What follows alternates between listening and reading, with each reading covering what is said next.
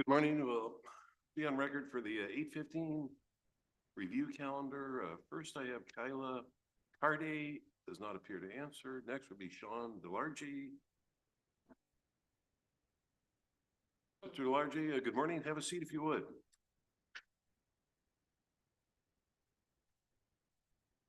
I guess it's a treatment issue of some kind. I see you have something with you.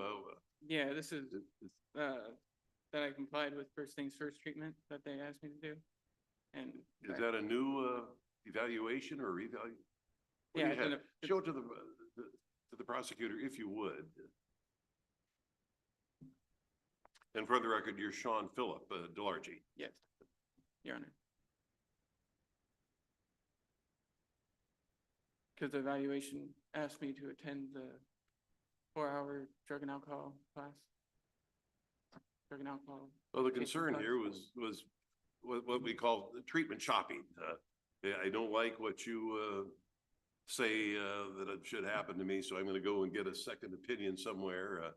But in this context, the second opinion has to be aware of what happened with the first. Yeah, I informed him that it was the second opinion. And I asked him if I could get a second opinion. And you, sir, are?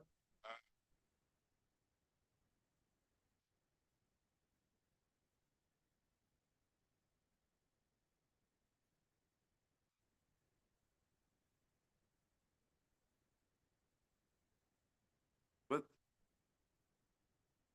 this is good. That's okay. But what we need here is a reevaluation from your second treatment agency.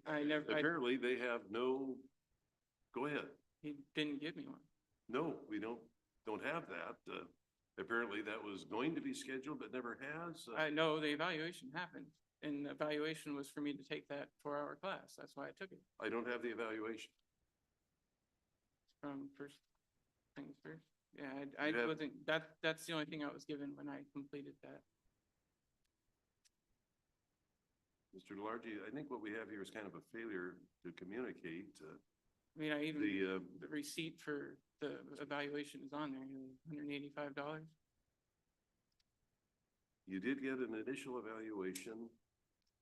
We did get the report from them. Comments, Mr. Delargy is non-compliant with his intensive outpatient treatment. He reports he will be transferring treatment agencies and has been reassessed by another agency. Well, the new assessment we have, they had no idea that you'd gone to Freedom Recovery first. They didn't know that. They didn't have that information. I told him, I was like, this is the second opinion. I even told like when he was giving me the evaluation, I was like, this is well, you may have told him that. I don't know that to be a fact, because what would have happened then is they would have contacted us and said, give us the information. And they never did. So something's... I even signed a thing for them to release information. Mr. Delargy, I'm just going to say this. You need a reevaluation from your current treatment, okay? It's good that you've attended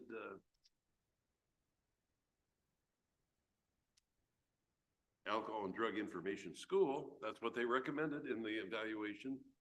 In the second evaluation. Prepared, being unaware of the first evaluation. Yeah, I told him. Well, we need to know that. We need to know that. According to them, they didn't. So what do I have to do? I think the clerk's office has been in contact with first things first, and I'll refer to the clerk for what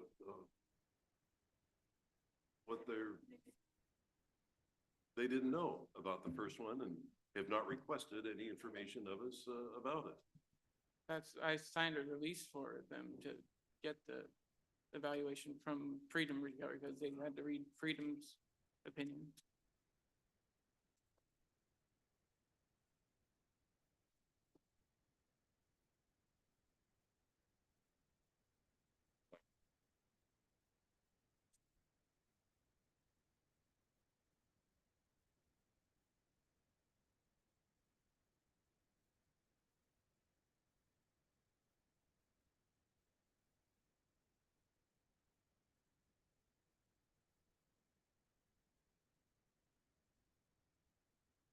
we have, from First Things First, filed February 5th, is, this reevaluation. Doesn't reference any previous, evaluation of any kind at all. We've been in contact with, First Things First, and they profess, ignorance as to what happened in the first one. I do know from having done this and from my experience with the criminal law, with your history, there would have been a recommendation for something more than just what we have here. Now, I'm going to set your case for a revocation hearing, and that's going to have to be when your attorney can be here. This is just unacceptable. It's good you did it, but it's not what we need to have. Do I get another? What we need to have is if we have a reevaluation from what you initially did with Freedom Recovery, we need to have a full evaluation with a complete disclosure of exactly what they know. I have you telling me one thing. I have First Recovery telling me something else. So the burden is on you to comply with what you need to comply with. We're going to set it for a revocation hearing. My suggestion is you go back to First Things First and get a reevaluation and have it filed. We don't have a reevaluation. We have the initial evaluation. We do not have, let me emphasize, we do not have the reevaluation. You keep telling me you've gotten one. We don't have it. Yeah, that's why. And we've been in contact with First Things First, and they say, no, he hasn't been in to get it. I wouldn't have. No, that's something you're gonna have to straighten out with them. Okay? I'm sorry. I'll give you this back. I want you to file a copy of it with the court. Can I go to the bench? So largely, you are entitled to get a reevaluation. Apparently, the first one did not work out well. You found you were in non-compliance. You weren't showing up for Well, that's 1, 2, 3, 4, 5, 6, 7, 8, 9 different meetings. Now, if that happens, hold on, that happens. Things don't work out. What I need to have from you is a new evaluation. You better show up. We'll set this, let's give you a little time. March 27th. 10 o'clock, yes. When you went through Freedom Recovery here,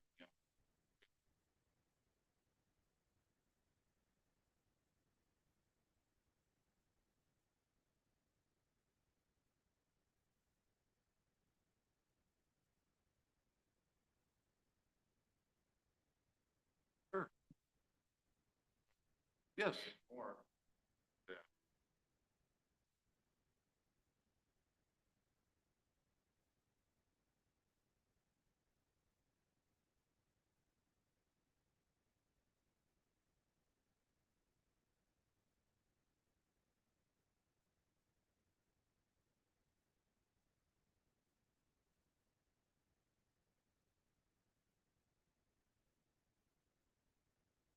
He's entitled to do that.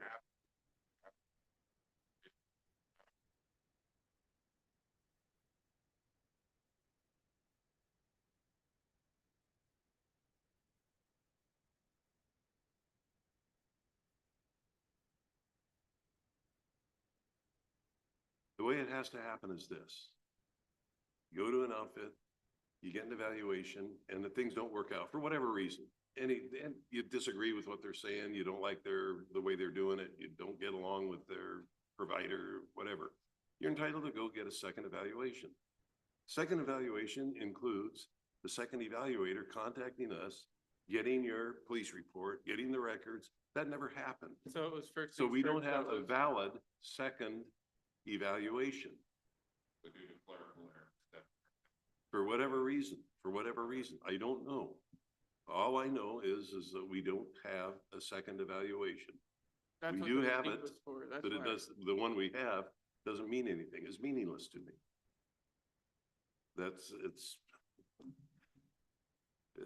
There's a lot of reasons. I'm not going to go into a whole lot here, but the reasons why they don't accept, here's my records from my other provider.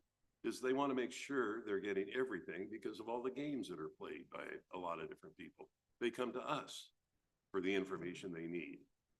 And that hasn't been done here. I'm asking that it be done. I Yeah, need I the paid I need the $185 evaluation. for it. I don't have that. They never There- told you, yeah. I have the first one that means nothing. The evaluation I have from, I don't know how many times can repeat this. The evaluation I have from First Things First means nothing because it doesn't reference the first evaluation. They never contacted us. We need a good evaluation. We don't have that. Okay. Now, we've been in contact with them, and First Things First informs us that you are to come in for your reevaluation, but you haven't. You can't get a hold. They never told. Oh, yeah. Then the They last thing didn't- he heard from him. Said he, He said, billing.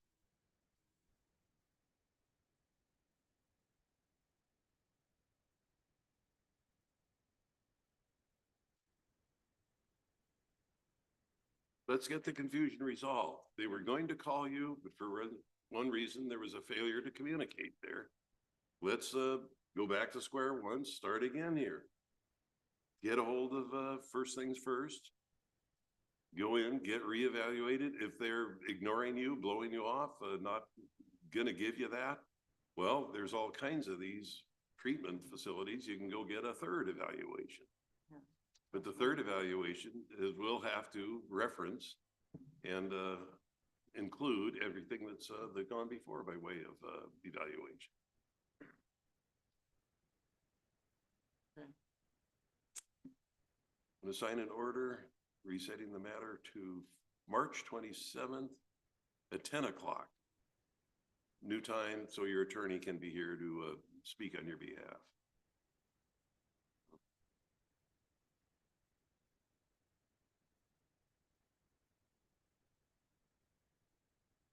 So, to be clear as I can, what we need is a re-evaluation by First Things First, or anybody else that who has contacted us and gotten the information about any previous evals. so I can go somewhere else, even if First Things First was seemed to be incompetent, that they couldn't send anything? If you go to someplace, yes, if you go to someplace else, but someplace else is gonna need to know that you've already been to First Things First and to Freedom Recovery. I was And going, yeah, they'll need that. That's, well, no, they're fraud. all they need from them is their records. And the reason for, the protocols being the way they are is because the number of games that are played and the treatment shopping that goes on, that's just part of the system. That was, Second opinion, pardon? I said, but he's not treatment shop. just a second opinion. I The- told him, I was the like, second before I opinion. started the classes, I was like, I think I should just get a second opinion, Rob. And Sure. he's like, Absolutely. he's like, You're- actually, but why don't we try this? He's like, I won't charge you for December since it's so close to the end of the year. He's like, and then after, we'll But see then, where we yes, go from there. you're- And I was like, he still charged me for December. Hey, now, I'm not, you're not understanding me. I'm not being clear, and for that I apologize, but what you need to do is get a reevaluation. You're entitled to a second opinion, absolutely. But the second opinion has got to be fully advised as to the first opinion. And they've got to get that information, not from you, but from us. Okay, I understand. So that's, you've got to. I They signed the didn't- I order guess they didn't do resetting, that the first evaluation. So. resetting the matter, to March 27th. Right now, I'm finding that you're not in compliance with what you were supposed to do. Because we haven't gotten the last thing we have is you're out of compliance. That's of any validity. Now, I'll expect you to be back in compliance. If not, you're subject to the possibility of having jail time imposed. We don't want to go there. So first things first, it says I'm not in compliance with first things first. Pardon? They said I wasn't in compliance with first things first, or just for freedom? Because what first You're in, things first you're act- in non-compliance with freedom recovery. Yeah, He's not seeing freedom recovery. He's not treatment. That's Working. right. That's right. He's still being non-compliant if he's not.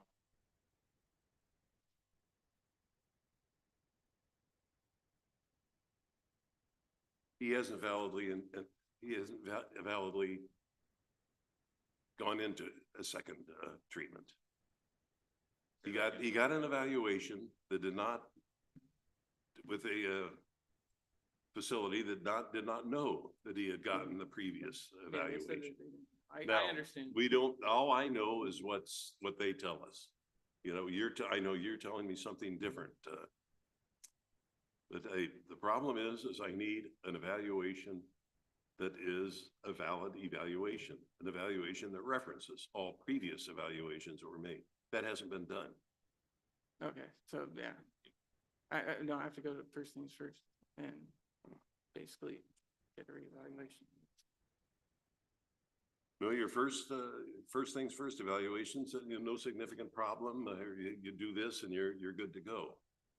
I'm not finding that without them knowing about things that have gone before.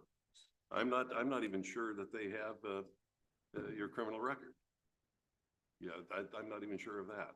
I don't brought in know all my that. paperwork, they copied it. I don't know that for a fact. So It's not, I just tried to get, so I have to get first things first, like send everything that they had, like, evaluation.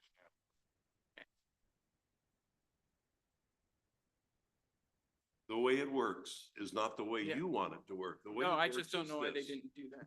Is first things first, has to contact us and get the information that they ordinarily require. That is required by a certified agency. Yeah, That's the way it's done. That's the way you have to do I it. understand.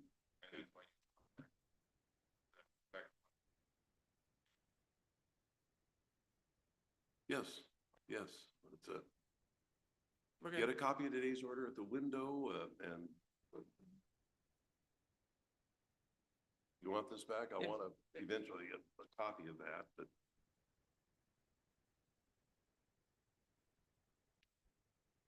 Mr. Largy, I hope we're sort of talking, ships passing in the night here. That's this has to be done in a certain way, and the certain way is the way I've tried to explain it to you. I get it, I understand. Now, first things first, they know how to do an evaluation. They're a certified agency, and that's it hasn't been done right, and we've pretty much confirmed that with them. You need to go back to them and get re-evaluated in the right way. Okay. You take care. Have a good day. I want you to get a copy of today's order at the window outside the courtroom and to your left. Thank you, sir.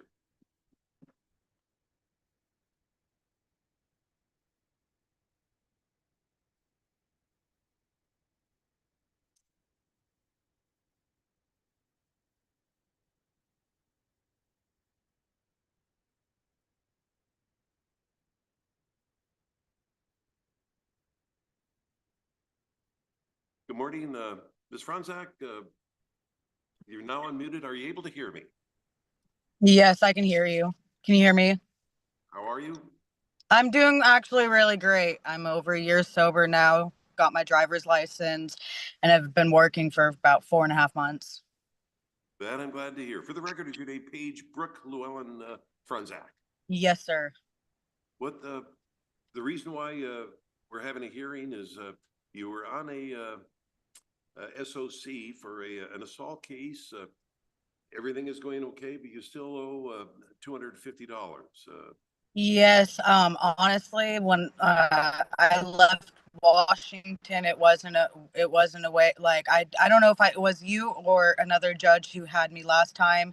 I did let them know that I was moving out of state, after everything that happened between me and Cyrus. So I just honestly, I spaced it with everything that's been going on, but I could start payments.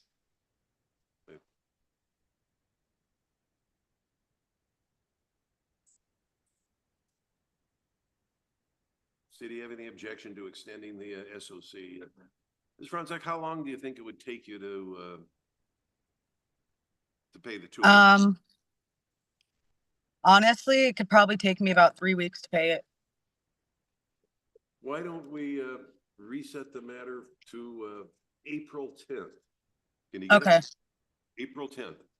April 10th. For that date, but if it's paid by then, you might want to confirm that with us beforehand. You don't need to reappear if it's paid by then. Then the city will be happy to give you the benefit of your SOC and dismiss the case.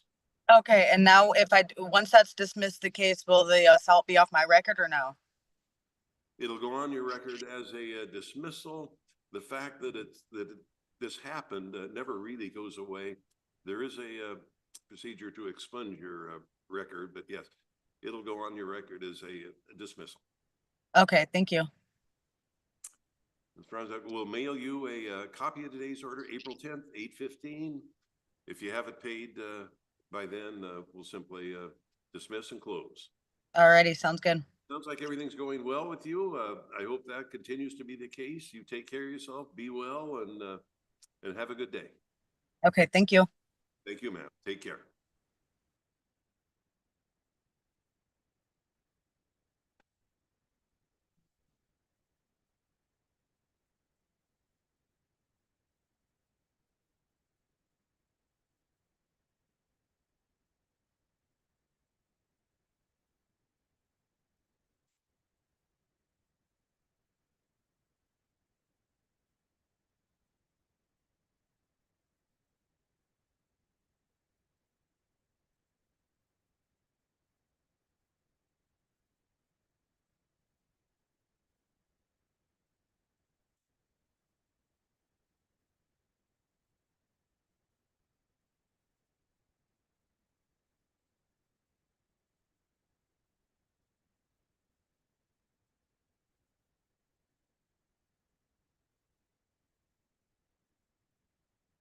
You here for the 8:15 calendar, sir?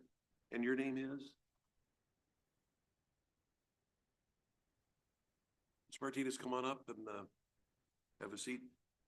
Whether I speak into the microphone, is your name Miguel Valentin Martinez? Yes, Your Honor.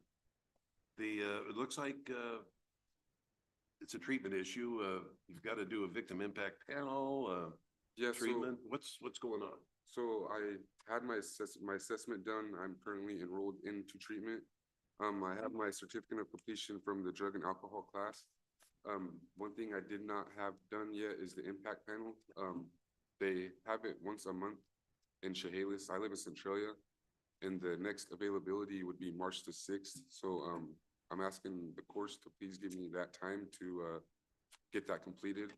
I believe my court, the payments should be paid in full, but the only thing I haven't done yet is the impact panel. Victim impact. Yes.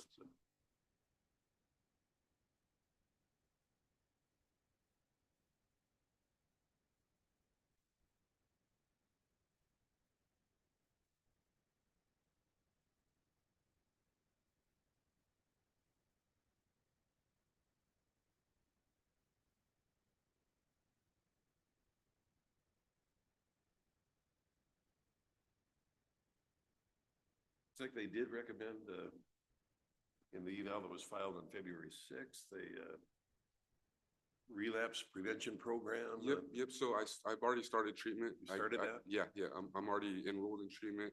I go 2 times a week. Yeah, so I'm already doing all that. It's just the one thing I haven't able to do, because I work Monday through Friday, is just they only have impact panel in Chehalis is once a month. So I'm just asking the courts if I can get a little bit of time. March the 6th, I will have that You complete. certainly can. Why don't we, March the 6th is going to come. Let's reset the matter to March 27th. That's the end of the month. And if we have proof on file by then, you don't need to reappear. That's, Okay. Now, how's life going otherwise? Life's going good. Started treatment, getting in the motions of that. I have to do treatment 2 times a week. I have to do my self-help 2 times a week. So everything's going good and smooth. You know, I don't hear that often enough. I'm glad to hear it now. That's, Yeah. I want to encourage you to, you know, this is, you know what they teach you. It's just take it one day at a time, et cetera, et Yeah. cetera, et cetera. That's it sounds like everything is going great with you. These are hoops you have to jump through. And if it's doing you some good, if it's helping you in life, that's wonderful. You may be saving your own life, and you might be saving the life of somebody else out there on the roadway. Yeah, absolutely. Mr. Martinez, I'm going to wish you the best of luck. You take care of yourself. I'm signing order of reset. And once again, if you confirm with us, give us a call that we have the victim impact panel on file. You don't need to show up and waste your time listening to me. Okay. Good luck to you. Thank All you right. for appearing and thank you for your patience. All right. Thank you, sir. You take care of yourself. Copy of the order at the window outside.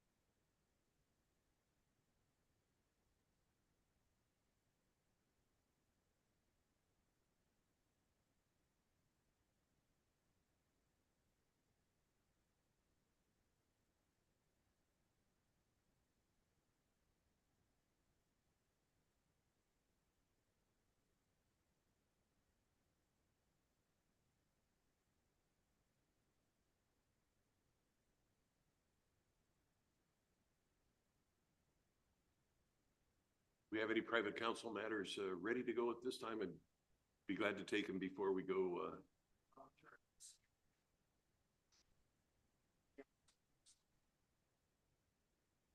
We do have somebody at the jail. We can do. Take your time.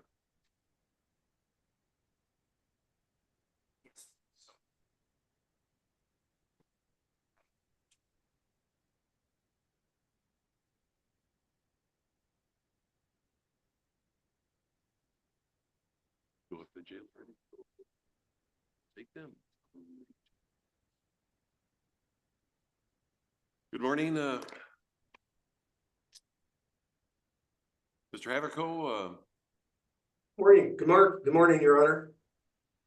I heard you. Are you able to hear me? I can hear you very well. The sound is good. We'll take your matter now if you're ready to go. Yeah, that would be great. This is Paul Scott. He has a couple matters on this morning for arraignment. I've had an opportunity to discuss the matters with him. He understands what an arraignment is, to be read the charges in open court, the elements the city would need to prove, and then the maximums that could be imposed.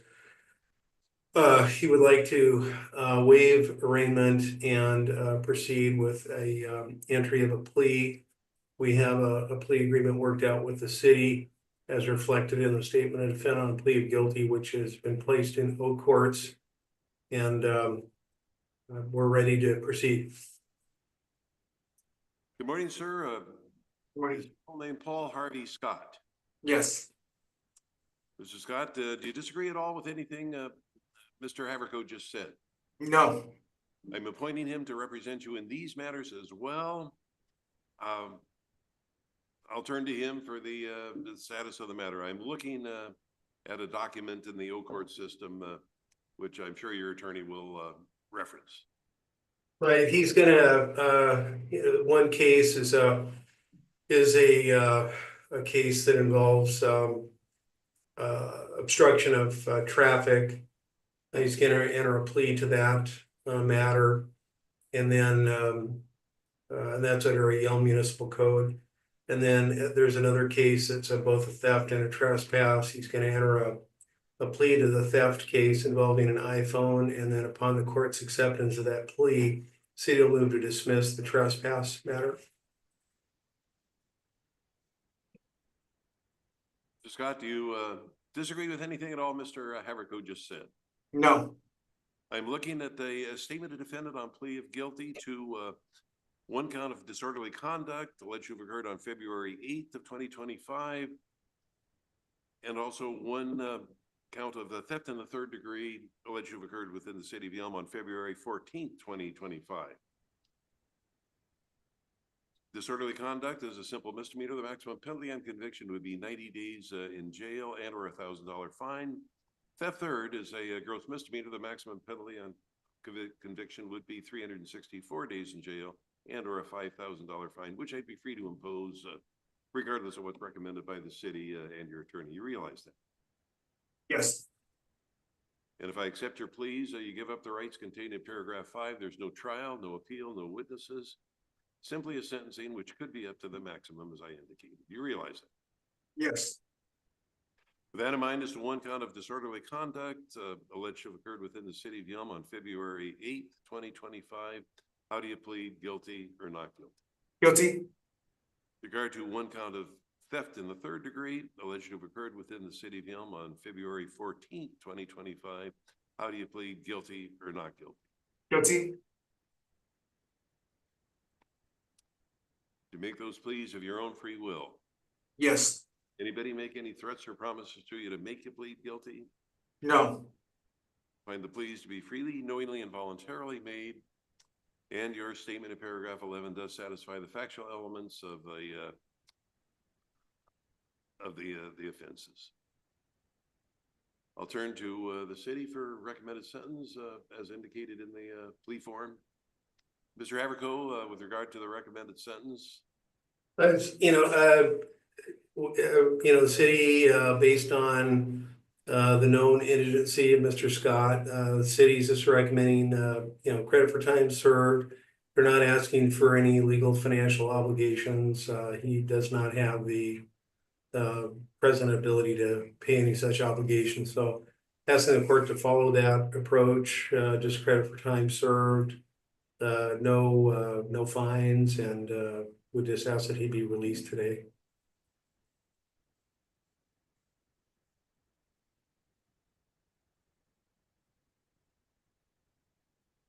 Mr. Harvey, I've heard the recommendation. Is there anything you'd like to tell me?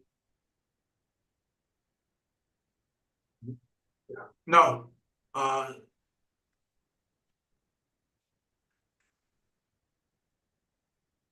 Harvey, the recommendation, I've told you several times that if you keep getting into trouble, that I was going to just have to let you be in jail for a while. Do you remember that?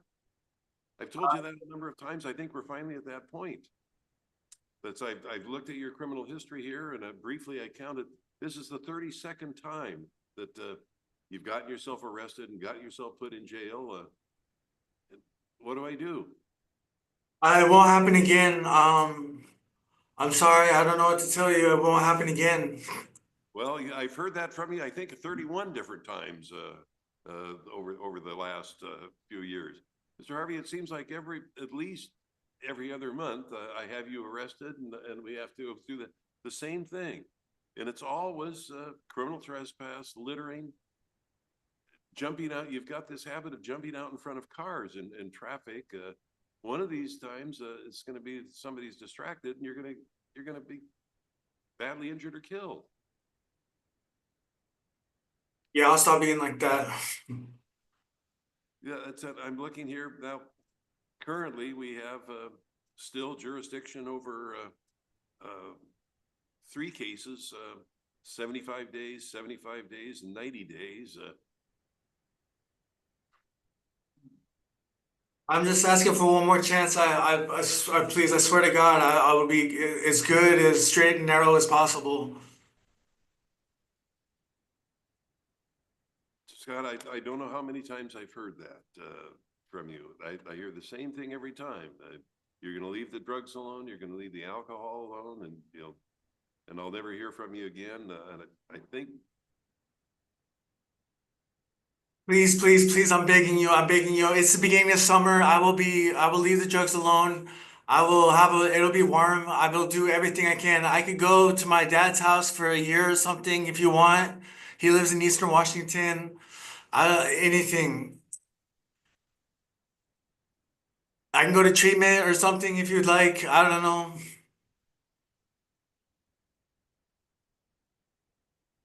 On the theft third charge, 364 days in jail, all suspended on the condition you have law-abiding behavior. However, on the disorderly conduct, 90 days in jail, I'll suspend 60 of it, impose 30 days starting today. So Scott, that's I don't know what else to do. I'm not going to fine you, of course, but I keep hearing the same thing over and over again. It's got to be up to you. If you do want to reach out to your family and you have that opportunity and go to treatment if that's recommended by an agency, but that's something you have to do on your own. It's I'm going to wish you the best of luck, and at least you'll be safe for the next 30 days, less any good time the jail allows. I'm going to wish you the best of luck, and please try and get a hold of your life and make sure that follow through. Make sure that you don't wind up where you are again. Okay. Okay.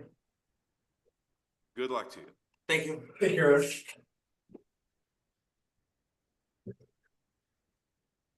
So basically you'll be answering. Some questions just don't have an answer.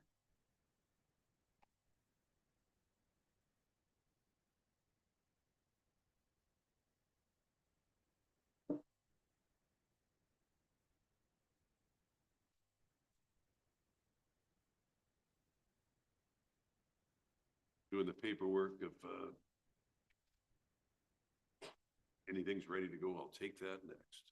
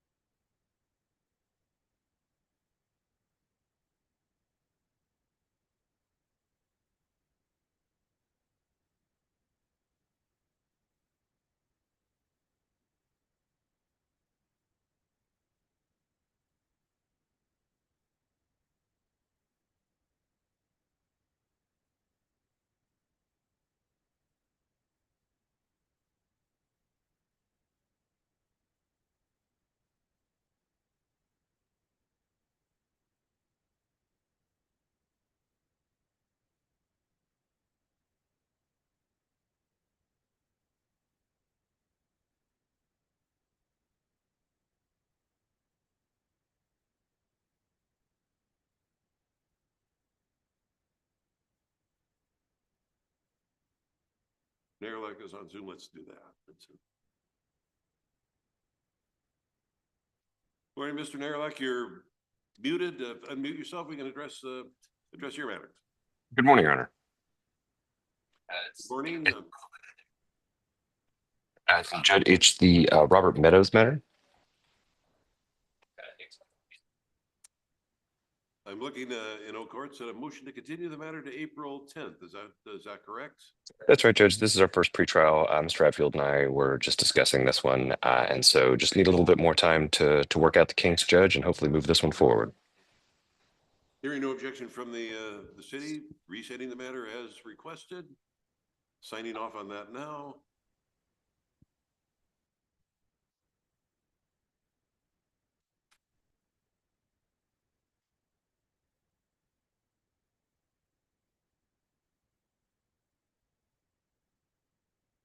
Mr. Narlock will be sending you and your client a copy of today's order of reset. Thank you, Judge. I appreciate it. And anything further? So, no, Judge, not from the defense. okay, that's it for today. Thank you, Your Honor. Mr. Narlock, thank you. You have a good one. Take care. You too. Thank you.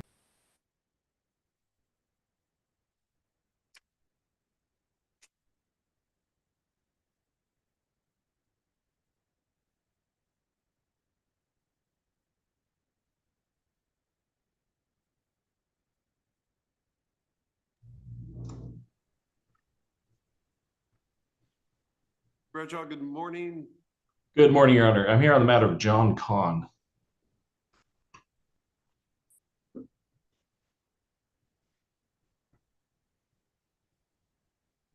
I'm looking in Oak Courts. I see a request to reset the matter to April 24th. Is that correct? That is correct, Your Honor. We're just trying to get some negotiations done. City have any objection?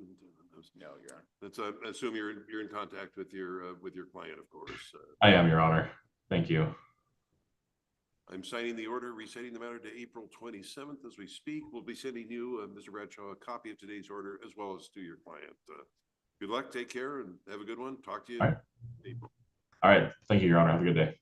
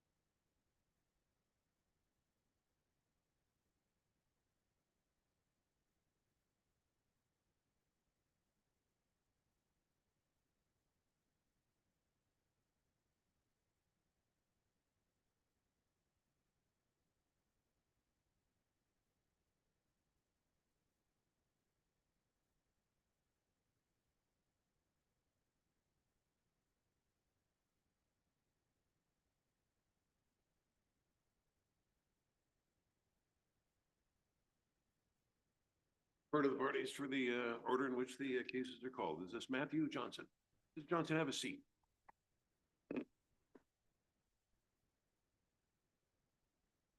Turn to your attorney for the status of the matter now set for a pretrial. Thank you, Judge. So we have a resolution this morning. It's going to be an SOC to 2 charges: disorderly conduct, obstructing a public servant.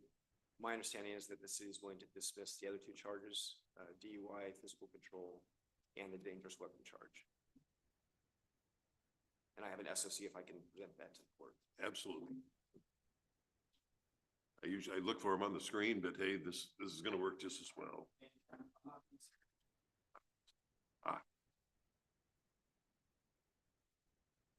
I vastly, being something of a dinosaur, I vastly prefer this. Yeah, me too.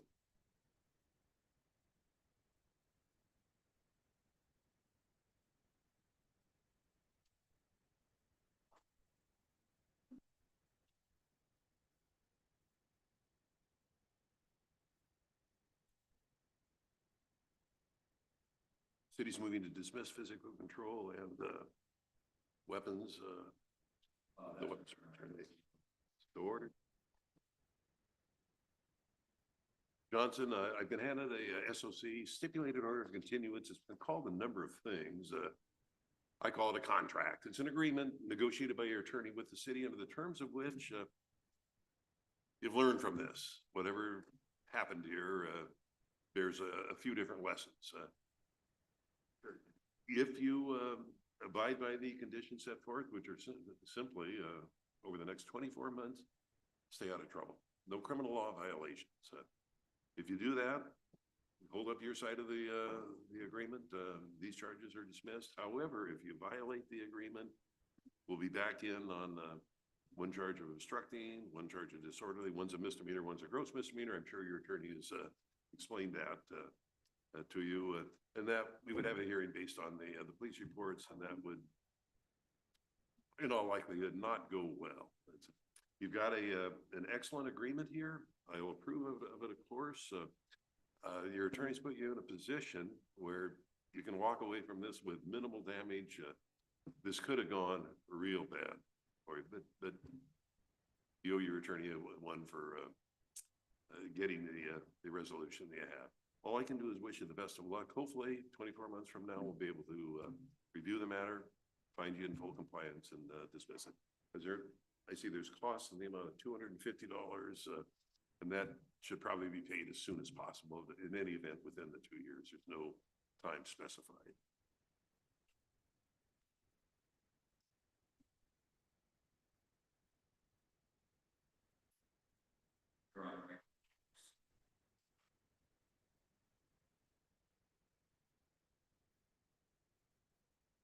I'll sign when presented if you want to waive presence for that.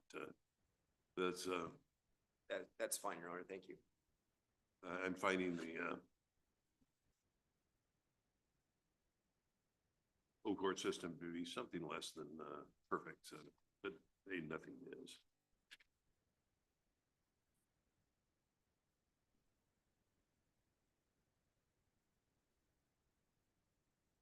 And we can file the original, and I'll give the copies back to you, and hopefully maybe give a copy to the city as well for their file. Mr. Johnson, again, I'm going to wish you the best of luck. This has gone very, very well for you, but you really need to make sure that everything goes well for at least the next 2 years, and hopefully from here on out. All I can do is wish you the best of luck. Take care of yourself, and you have a great day. Enjoy the sunshine. Any questions? Council, any questions? No. Thank you, sir. Take care.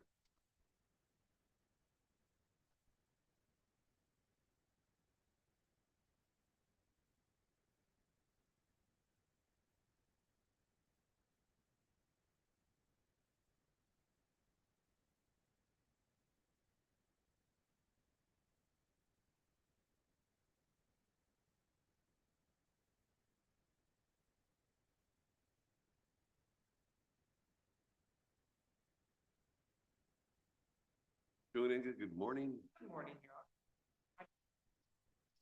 Honor. Case number 3A-0859-232, forgive me, for attorney of record, Mr. Chris Tattenhorn. Ms. Connor, good morning. For the record, Allison Ray Connor, good morning to you.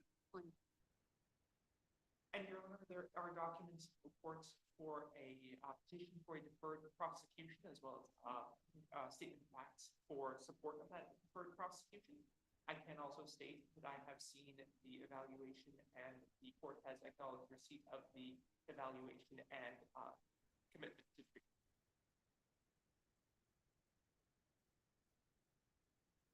As well as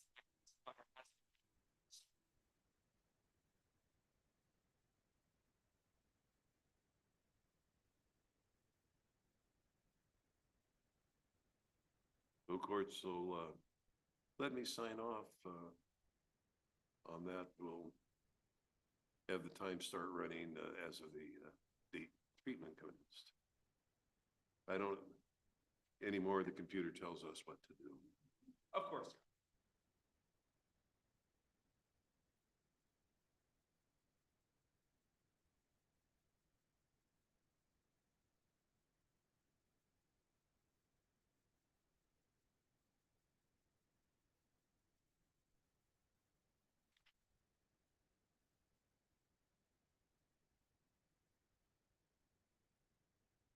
And I'm going to take a minute to review the evaluation.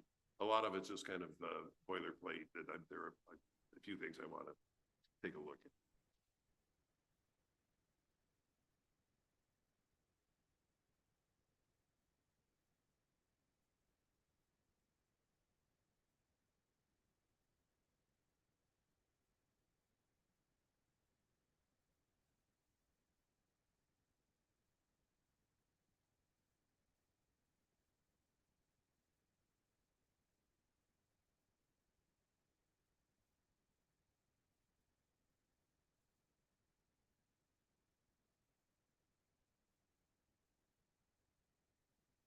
Further regard to the back. Connor, anything you'd like to tell me at all? You don't need to say anything, but if there's anything you want me to know, you can just rely on the paperwork that's been filed. You don't have to say anything. I sometimes think, the way the law is now, it'd be, the easy path would be to just plead out and take whatever medicine, was mandated by the schedules we operated under. You've chosen the more difficult path. You've, looked at yourself and said, hey, there's a problem here. Life isn't going to go well unless I deal with it. I'm going to deal with it. And you've started to do just that. And for that, I commend you. Not an easy path to follow, or walk, but I'm going to wish you the best with it. And it'll get easier as time goes by. It's a great program. Of course, I approve of I'm signing off on the order approving of the obligations. And the most important thing here is accept the treatment, learn, go forth, and live a better life. That's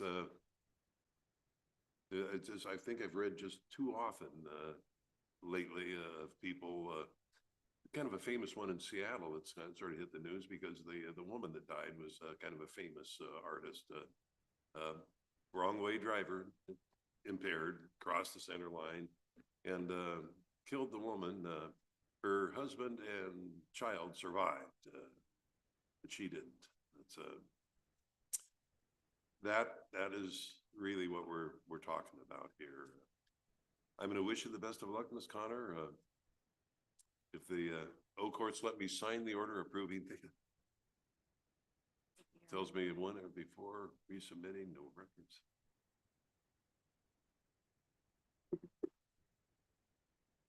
Apparently I didn't check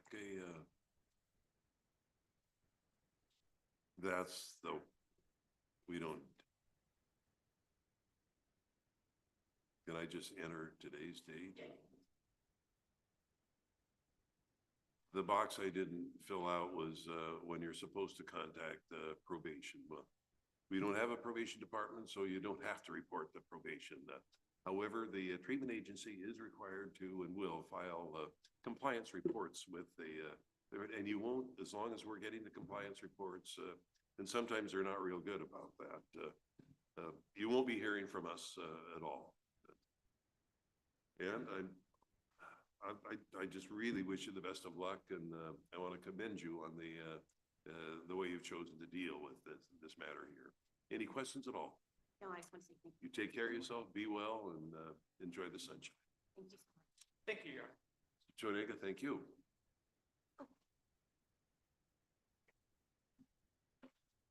And Your Honor, I do have one more matter. Sign off on if they let me, I will.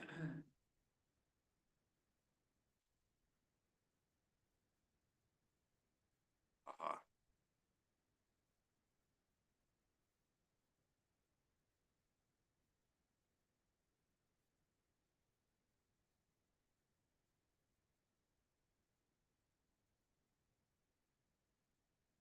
Back to the dashboard. Go ahead. Jason Berner, case number 3A01882787 and 279. I'm looking at a motion to continue in O courts to March 27th. And normally we not at person 3.4. However, I was not able to make contact with him between the last court appearance and this court appearance. And unfortunately, this is a bit of a cycle. I've been telling him to get a deferred prosecution evaluation. We fall out of contact. My office files a motion to withdraw, like this happened. He gets into contact with me the night before. We withdraw the motion to withdraw. So I fear that the cycle is repeating again. I just wish to bring that forth.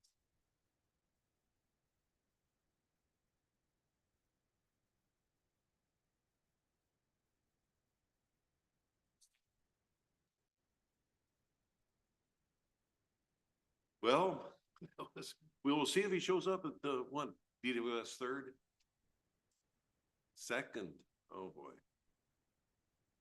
With that information, I will be reaching out,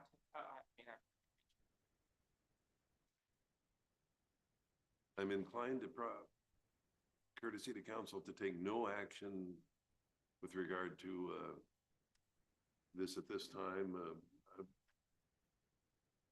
Reschedule this to the next available date, March 13th, maybe. Let's reset this to March 13th. Although I suspect that if you're not able to get a hold of him, that he may not appear on the arraignment calendar this afternoon, in which case I'll be issuing a warrant at that. In that case, but your matter, I think let's just reset that to March 13th. Note the non-appearance, of course. thank you, Your Honor, and I appreciate the information. One always, I know I always did fear the worst when things turned out like this. Well, And those are my only matters.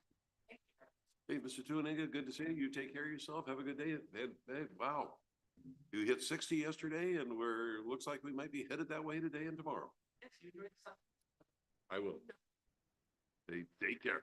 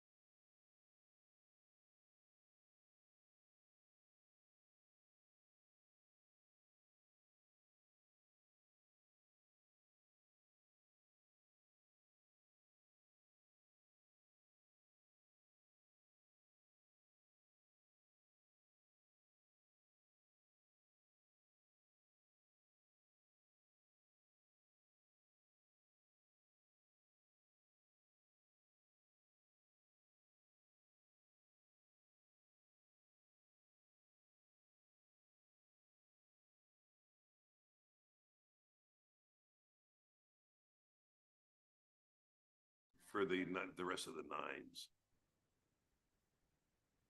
On record for the 9 o'clocks, I see there's a. Oh, yeah. Motion to reset Daniel Barriga. That's by agreement of council. Forget it. Re-signing the order, resetting to April 10th.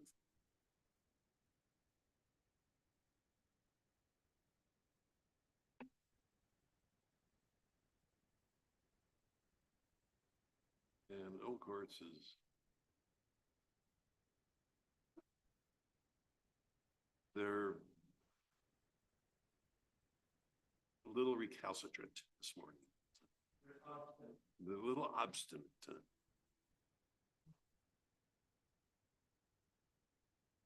Rosalie Cole, I see a motion to continue in that. Is that, I assume that's by agreement of council as well? It is. To 327. Sign the order as we speak. We'll come back. When we're done with this, we're gonna go back to that.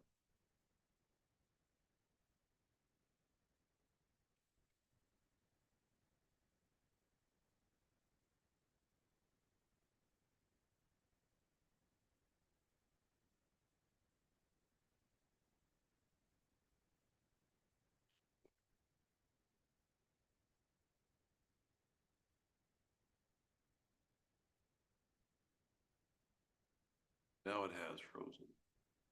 No, it just unfroze.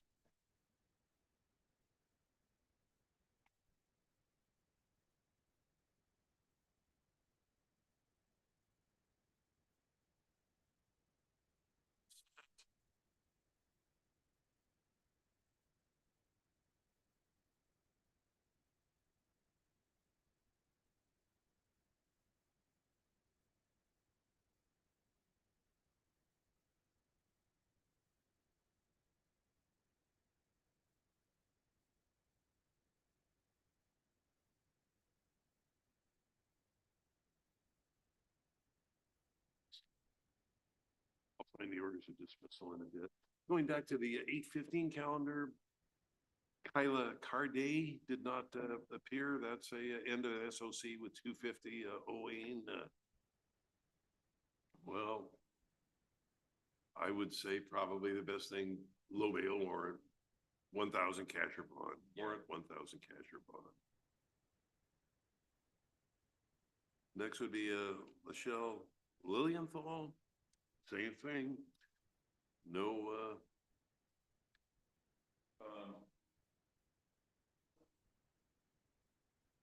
another one of those theft third. Yeah, let's go, 500 cash or bond. And Victor Messias Perez, yet again.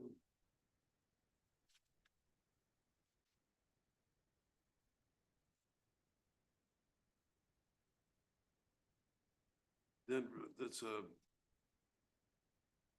reset to then, reset. To the 27th, yes, he does. And Heidi Holner, that's a DUI, 1,000 cash or bond.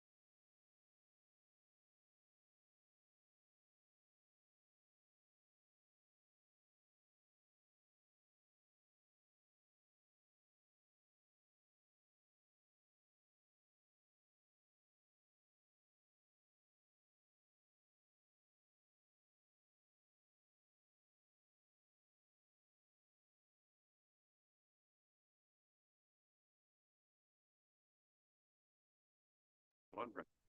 Ready to go. On record, turn to the 9:45 calendar. Mr. Haverko, I understand we have, We do. We've got Mr. Bo Radke. Mr. Radke, if you'd step forward, have a seat, next to, Mr. Haverko. We'll address your matter at this time. You went into, warrant status, due to failure to appear. You're here now. That's the important thing. How are you? For the record, is Bo, middle initial J, Radke? Okay.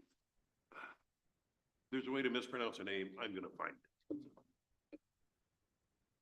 In any event, you're here for, may as well do the arraignment at this time. You are entitled to, have an attorney. I'm gonna appoint Mr. Haverko to enter a plea on your behalf, and he'll do so in a minute, and he'll represent you throughout the course of your case if you're indigent and require his services. You're here for arraignment on, one count of driving a license suspended, in the second degree, failure to transfer title, within 45 days, and operating a motor vehicle without ignition interlock. You're also cited for, making a false statement to a public servant. All offenses alleged to have occurred within the city of Yelm.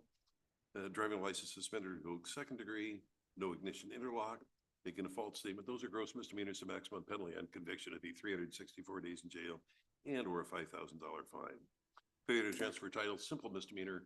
On conviction, the maximum penalty would be 90 days in jail and or a $1,000 fine. Mr. Haverko, a plea on behalf of, Yes, Your Honor. Stipulate Radke. stipulate probable cause on all charges. Ask the court to enter not guilty, please.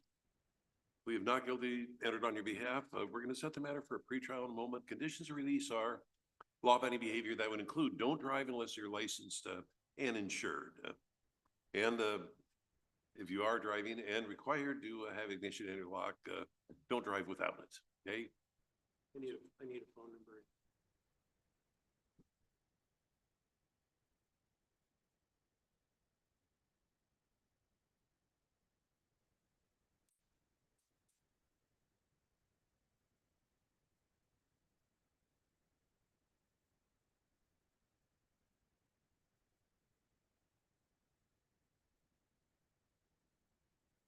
We're setting the pretrial date at this time. That takes a moment.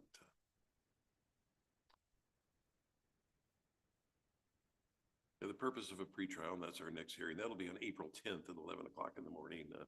Stay in touch with Mr. Haverko. Make sure he has your contact information, and his contact information is going to be on the order that you'll be able to get a copy of at the window outside the courtroom and to your left. Any questions? Thank you for appearing. See you back here on April 10th. And that's at 11 o'clock. That's it. Mr. Radke, don't forget to get a copy of the order at the window. Good luck to you. I was advised also on the 9:45 by way of Zoom that Ms. Santos may be here. There is that docket entry, may appear on Zoom. It is here. Ms. Santos, you are appearing to be present. You're muted. You need to unmute yourself. We can address your matter once you've done that. Okay, thank you. Can you hear me? Yes, Your Honor. Good morning. This is on for the quash of a warrant. Are you Virtue Evangelista Santos? Yes, Your Honor. Good morning. The citation I'm looking at alleges that on or about June 21st, 2023, you committed the offense of driving while under the influence of intoxicants. Charges a gross misdemeanor. Maximum penalty upon conviction to be 364 days in jail and or a $5,000 fine. Mr. Haverko, our public defender, is in the courtroom. I'm appointing him to represent you, and he'll enter a plea on your behalf at this time. Stipulate probable cause, Your Honor. Ask the court to enter a not guilty plea. Mr. Santos, a plea of not guilty preserves your rights. We're going to set the matter for a pretrial conference. The order I'm going to sign will be mailed to you. I'll want you to make sure we have your contact information that we can give to Mr. Haverko so he can be in contact with you. With regard to your next court hearing, are you going to be here in person, Mr. Santos, or are you going to need to be on Zoom? I don't think I'll be able to afford to be there in person, Your Honor. Okay. Would it be okay to appear in Zoom again? Okay, that's the Zoom information will be on the order we're going to send you, and I'm assuming we have your address. We do.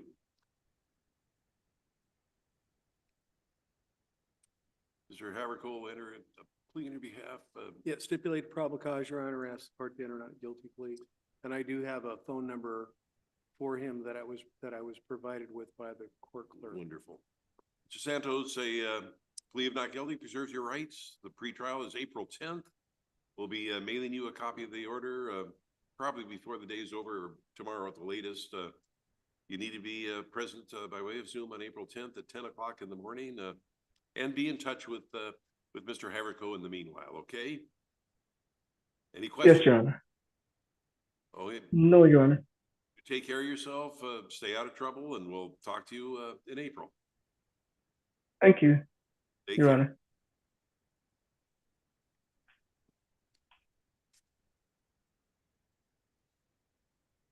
Is there a Carissa Solberg or Kenneth Johnson here? Guess not. Not appearing, the warrant will just simply stay in effect. Right. Moving on to the 10 o'clock, James Boyd. Oh, why don't you come on up?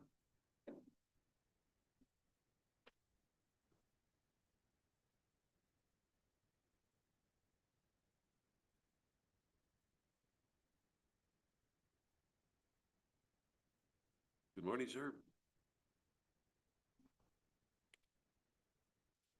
Is your full name James Boyd?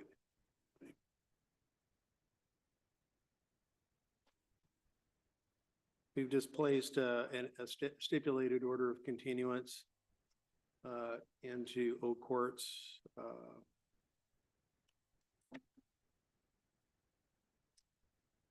James Allen Boyd. Mr. Boyd, I'm looking at a SOC stipulated order of continuance in the Old Court system.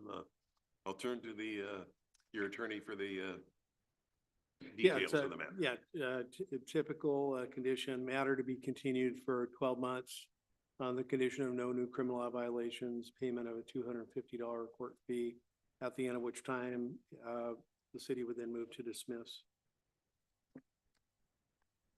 Mr. Boyd, have you gone over this agreement with your attorney? The most important thing is stay out of trouble. Don't violate any criminal law. If you do that, over the next 12 months, pay costs in the amount of $250, this charge will be dismissed. It will not go on your record as a conviction. It'll be gone. In return for this agreement, you've given up your right to go to trial, have witnesses. If you violate the agreement, we'll have a hearing based on the police report, and that would almost certainly not go well and subject you to perhaps significant jail time. You have an opportunity to get this charge dismissed, but you need to abide by the convictions. I'm going to wish you the best of luck with that. What I want you to do, I'm signing off on the agreement. I want you to get a copy of the SOC at the window outside the courtroom to your left. Look it over carefully, and if you have any questions about anything that's contained in it, give Mr. Haverko a call, okay? I'm going to wish you the best of luck again.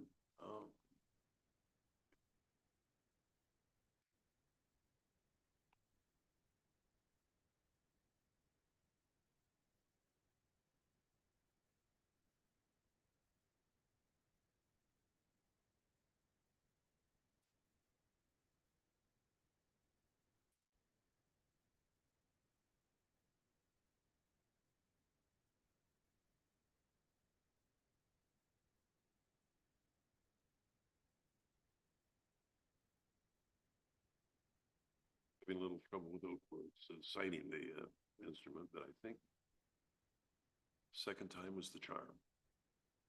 Mr. Boyd, again, get a copy of the agreement. Good luck to you. Thank you for your patience. Thank you for appearing, and take care of yourself, okay? Thank you. Good luck. Mr. Layden? City is likely going to be moving to dismiss without prejudice during the pendency of the receipt of the blood test in this case. We did have some discussions about a possible settlement, but we don't really have one resolved, so I anticipate the city's position is going to be they're probably not ready to set up a trial based on the evidence in the file, that the receipt of the blood test is important. That's right, Your Honor. Mr. Layden, the thing is we're under time constraints. You have a right to a speedy trial, et cetera. That's and apparently there's a blood draw, and the state laboratory is running pretty far behind on that. So the city is choosing to dismiss, and it's going to be a dismissal without prejudice. That means the city is free to refile the charge once they receive the necessary evidence from the Washington State lab. Any questions at all? Upon presentation, Mr. Layden, I'll sign the order of dismissal, and both you and your attorney will get a copy. Thank you. That relieves you of any pretrial conditions or release. That relieves you of any pretrial conditions or release, but always a good idea. Be legal. Take care of yourself. I Free to will. go. Okay. You'll get a court notice if you're summoned back to court. Yeah, you'll get something from the court. Yeah. Do I need to go there? Just go. Charles Paget? You can get a copy of the order, Mr. Layden, by going to the window.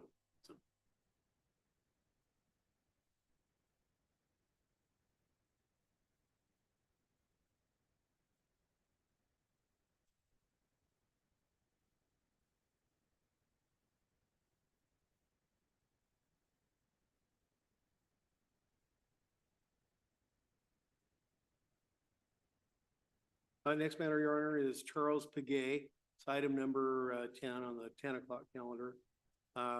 Matter comes on for a pretrial hearing on a theft charge to which he's going to enter an Alford plea to the charge. I reviewed with him what an Alford plea is.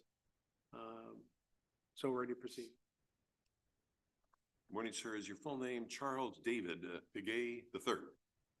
I'm looking at a statement of defendant on plea of guilty to one count of theft in the third degree. Plea form tells me you're 40 years of age. Have you gone over the plea form with your attorney? And if you had any question about what it meant to enter a plea of guilty to a criminal offense, was your question answered? Theft in the third degree is a gross misdemeanor. The maximum penalty on conviction would be 364 days in jail and or a $5,000 fine. Regardless of what's recommended, I would be free to impose that if I accept the plea. You realize that. Also, you give up the rights contained in paragraph 5, no trial, no appeal, no witnesses, simply a sentencing, and that would conclude the matter upon my acceptance of the plea. That in mind is to one count of theft in the third degree alleged to have occurred within the city of Yelm on January 12th, 2025. How do you plead, guilty or not guilty? To make that plea of your own free will. Anybody make any threats or promises to you to make you plead guilty? I am going to find the plea to be freely, knowingly, and voluntarily made, and your statement in paragraph 11 does satisfy the factual elements of the offense. Recommended sentence, Mr. Havercove? Just all suspended time, no new criminal law violations, standard fee, and after which time the case can be closed. Mr. Begay, you have a right to tell me anything you wish. You don't have to say anything, but if you want me to know something, now's the time. City, have anything to add? No. I'll follow the recommendation, 364 days, all suspended on the condition you have law-abiding behavior. That's the most important thing. The financial assessment, $250. That's the least important thing to me. If you have any issue making the payments, as specified in the final order, let us know. We can deal with that. I'm going to wish you the best of luck. If we don't learn from the mistakes we all make as we go through life, we're condemned to repeat them. We got to learn. We wish you the best of luck. You take care of yourself. I'm signing in open court the judgment and sentence.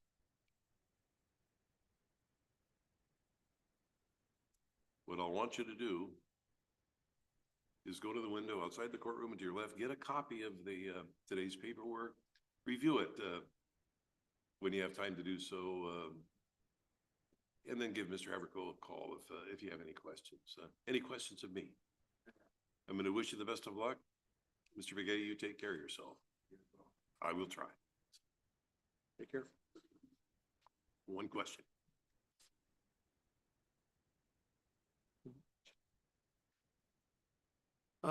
Going back to Mr. Layden, he said that when he was searched pursuant to his arrest for DUI, they took his pocket knife and now they say they don't have it. They what now? They say they don't. They apparently searched him and recovered a pocket knife. And the defendant says he inquired with the police department. They don't have it. I didn't do it today, but after. So, yeah, so he's saying they took his pocket knife and they should have it, and he inquired with the police department and they don't have it. I don't know what I can say about that matter. I certainly don't have it. That was, Mr. Layden,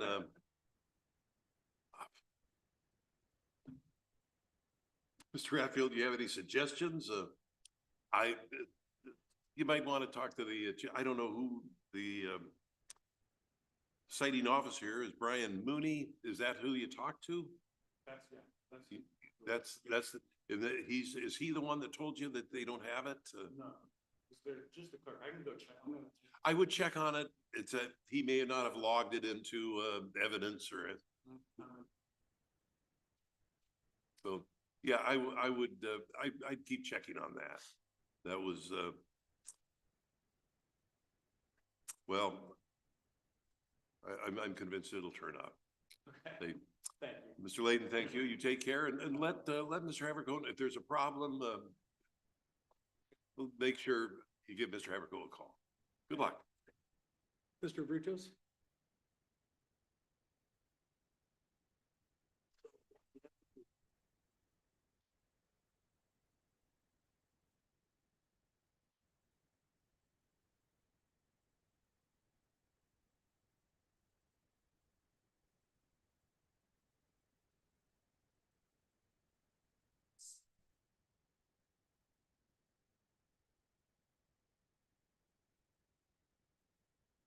So this won't work. Get the other one. And it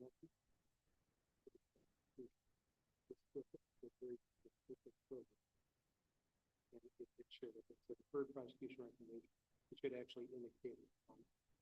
Okay? That's okay. Well, that's what I'm trying to find. So the reason you do that, if you get convicted of it, you're one of these components. For prosecution, you don't plead guilty. They need to contact the police report and the criminal record. They need to contact me about the own public. I'll get back to that. I have the motion. It's okay. It's okay. It's all right.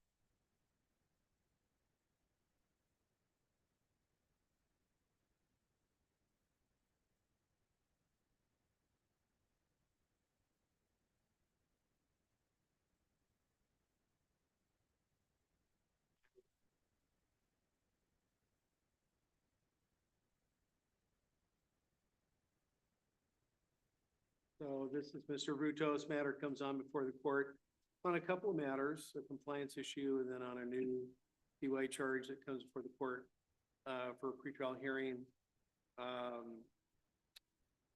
We need to get an evaluation. He's likely gonna petition the court to do deferred prosecution. So we're asking to reset it, with enough time to obtain an evaluation.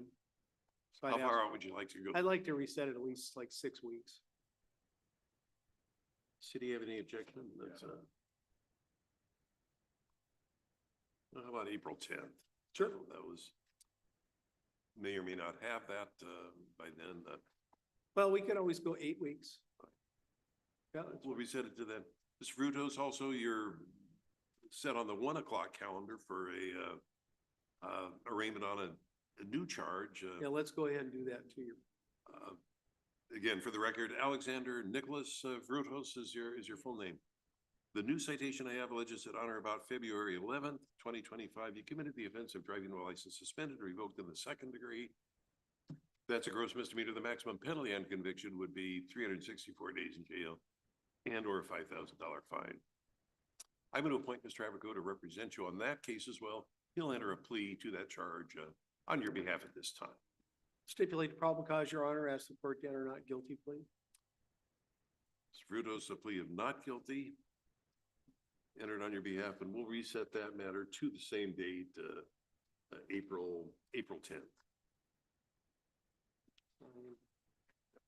Mr. Frutos, a condition of release is law-abiding behavior, and one of the conditions of life is if you find yourself in a hole, quit digging. Quit digging. You've got, you need to, not drive until you're licensed and insured. There's alternatives, and that may be a little difficult at this time, but small community, you get to be well known. So be in compliance. We're resetting to April 10th. Okay. You here for what? Brutus, I'll sign the necessary orders. Go ahead and get a copy of that at the window. Stay in touch with Mr. Averco, and again, don't drive unless licensed and insured, law-abiding behavior. Take care of yourself. Do the best you can.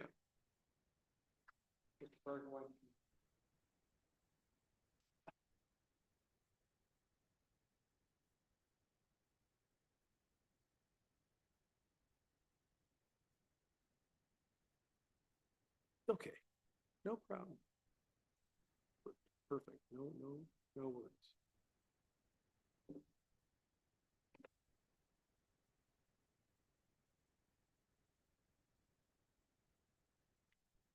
Okay. And Your Honor, this is, Finish up. this is Mr. Austin Parker, number 9 on the 10 o'clock calendar.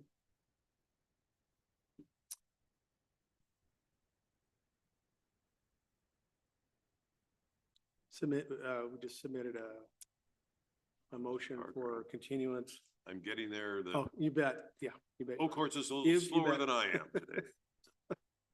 I got the order up and in front of me. Austin Lewis Parker.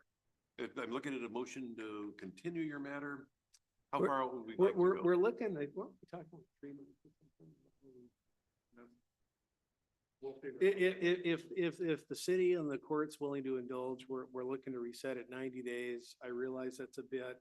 The reason what's happening is, and I've spoken to him outside of court a couple of times, and so he's really trying to get an answer to whether or not he can get some kind of early reinstatement hearing with the DOL. So he is trying, so, so that's what we're asking for. City have any objection? No.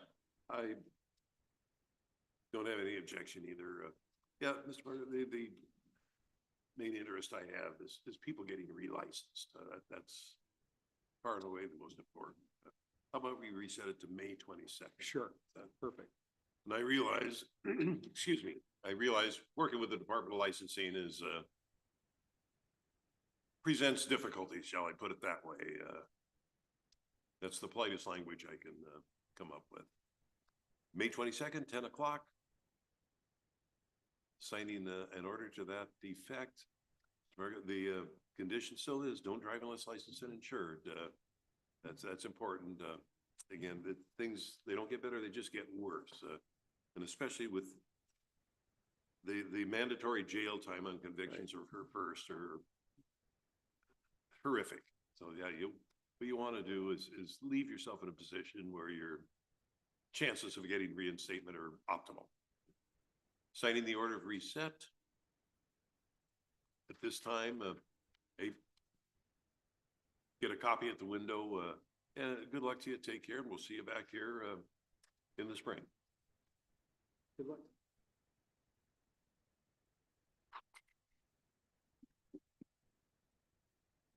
Is it too early to do the no-shows on the 10 or? Well, I guess we can do them tentatively, I suppose. Yeah.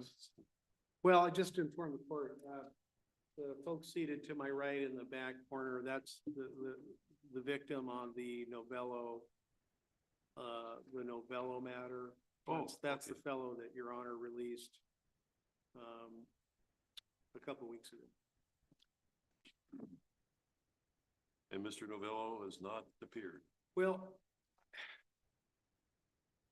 initially, when he was released, he was calling me, and I told him, I told him he didn't need to keep checking in because he called, gave me his number, and I said, hey, great, just hang tight, and I'll be calling you about a week prior to court, and there might be some kind of resolution. So I think we talked maybe one more time, and then at some point, he sort of dropped off having contact. Like he sort of quit having contact because I've been trying to get a hold of him starting about a week ago from today.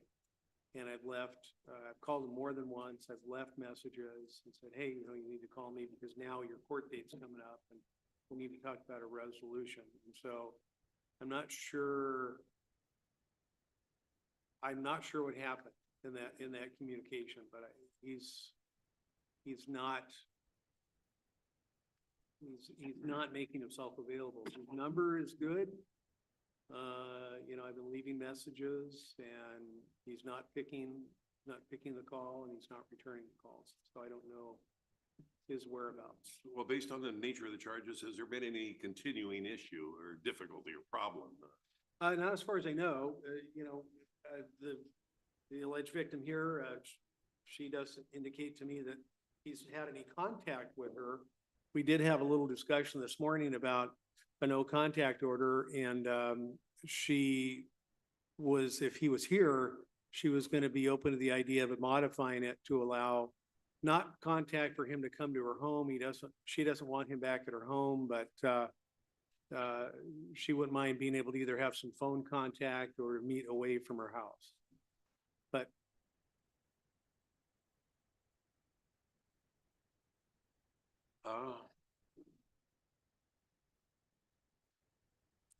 without him being here, I'm sort of reluctant to do much of anything other than issue a warrant. right, City have a position at all?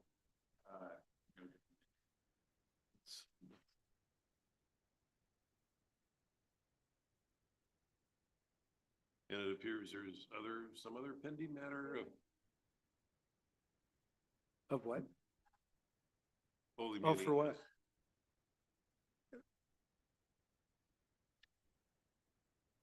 And what?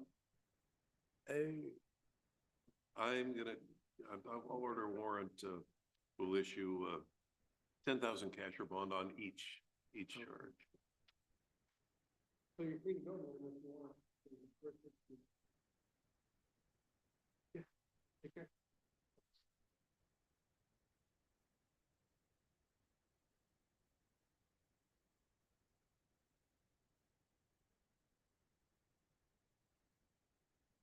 On Than Ehrlich, I have made several attempts to contact him and no response. I think I have a good number for him, and I've called him more than once to say, hey, court's coming up and we need to kind of chat, figure out what you want to do, and just haven't had any, response. I am familiar with Mr. Ehrlich from tribal court, and I believe he's also in warrant status on the tribal level. I'm inclined to issue a warrant, 1,000 cash or bond each.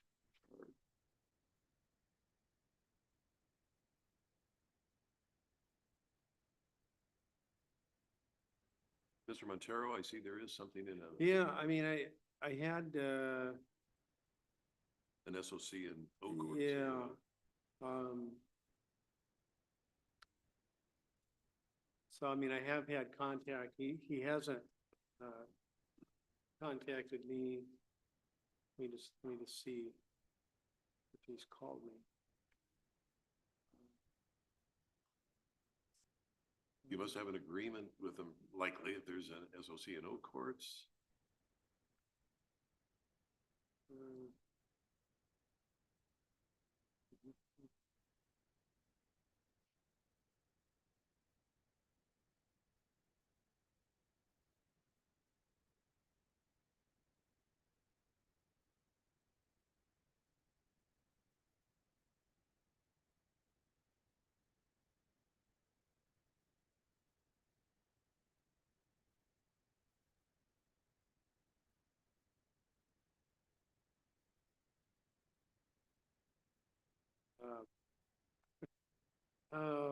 So on Mr. Montero, I don't have any, information as to his non-whereabouts this morning, but like I say, I did have a conversation with him and I anticipated, presenting a stipulated order of continuance. I guess, who knows, maybe he's just running, maybe he's running late.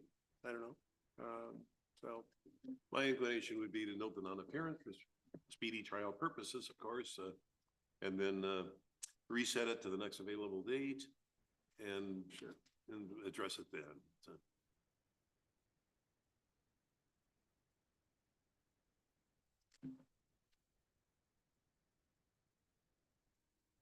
and that's That's all, it for 10. and that's all of the, 10. And,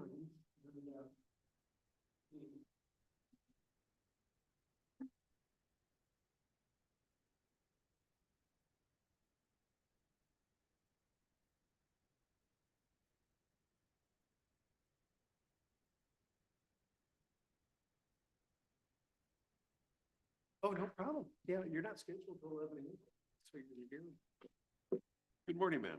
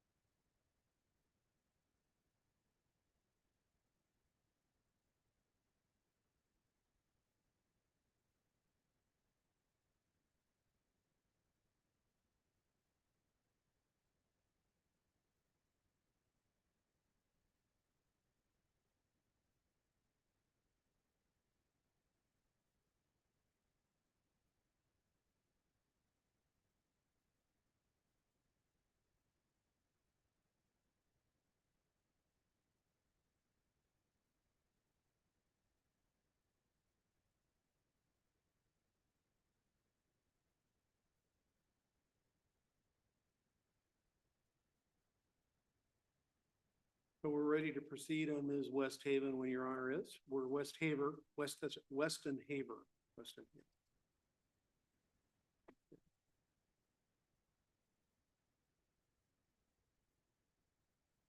Good morning. For the record, Jennifer Westenhaver. If I mispronounce her name, I apologize. Um,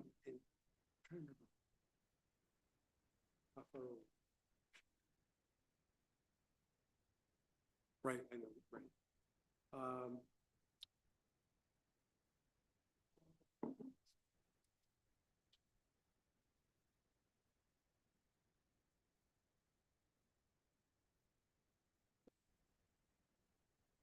We're proposing, and she'll sign, I'll have her sign here in a second, but we're proposing a speedy trial waiver with a new commencement date of May 27. She has a felony matter currently pending in a Superior Court. And the thinking is that it would be better, probably Resolve better that. for her felony case to not really Resolve this. resolve this yet. Yeah. So it's, How far out should we go? I'm thinking, a minimum of, 60 days. We can always reset from there. You know, those felony cases go, they always, you know, they get set over, you know. Might have to reset it for a year out, but Yep. Ms. Weston Haver, what we're gonna do is accommodate you. We're gonna reset the matter out tentatively at this point to how about April 24th? And we'll just kind of review it then. I'm gonna wish you the best of luck on your other matter there. But we're gonna accommodate you to the extent that is possible here. We'll tentatively set it for April 24th at 11 o'clock and we'll just take a look and see where you are then. Knowing how things go in Superior Court on that level, you may or may not have a resolution by April, but we'll just take a look at the situation at that point. Signing an order, resetting the matter to April 24th. If you would, get a copy of today's order at the window outside the courtroom to your left, and good luck with Superior Court, and we'll see you back here in April. Take care of yourself.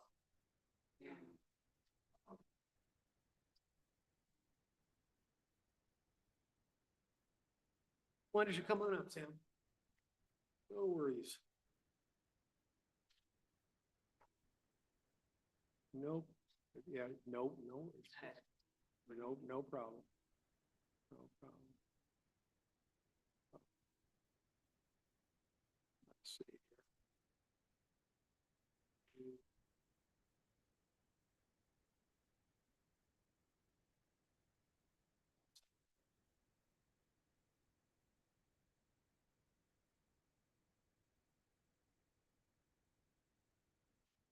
So this is Samuel Montero. He was running late because Oh, okay. he's trying to abide by the restriction that he can't drive, and he was working, so he did his best to get here, and he's here. And so we placed into O courts a stipulated order of continuance. What we tend to call a slow neg, so the matter is to be continued for 24 months on the condition he abide by the usual DUI related conditions, the DUI related fine. And if we could, I don't think the city would object if we, to the extent it would help them with VOL, if we could stipulate that it's a no test in this matter. Matter to be continued for 24 months, alcohol evaluation, comply with any recommended treatment, victim impact panel, no new criminal law violations, obviously no drinking and driving. At the end of which time, if he complies, the city would move to amend to a negligent driving first degree. Is it Samuel Felix Montero? Mr. Montero, do you disagree at all with anything that Mr. Haverco just said on your behalf? I'm looking at this SOC in the O court system. It's for 2 years, 24 months. If during the 24 months you comply with the conditions, to me, I think one of the most important things is get the drug and alcohol evaluation and comply with any recommended treatment. If there's a problem, let's find out what it is and fix it. Let's not take a chance on getting it repeated. $990.50 are the costs. You can pay that at the rate of $45 a month. If you have a problem making the payments, let us know. We can deal with it. No criminal law violations. Don't drive unless you're licensed and insured. Includes that, and especially no drinking and driving at all.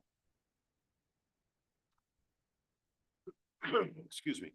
I'm hoping that 24 months from now, the file can just be reviewed and case reduced to a significantly lesser charge of negligent driving in the first degree, which is a simple misdemeanor.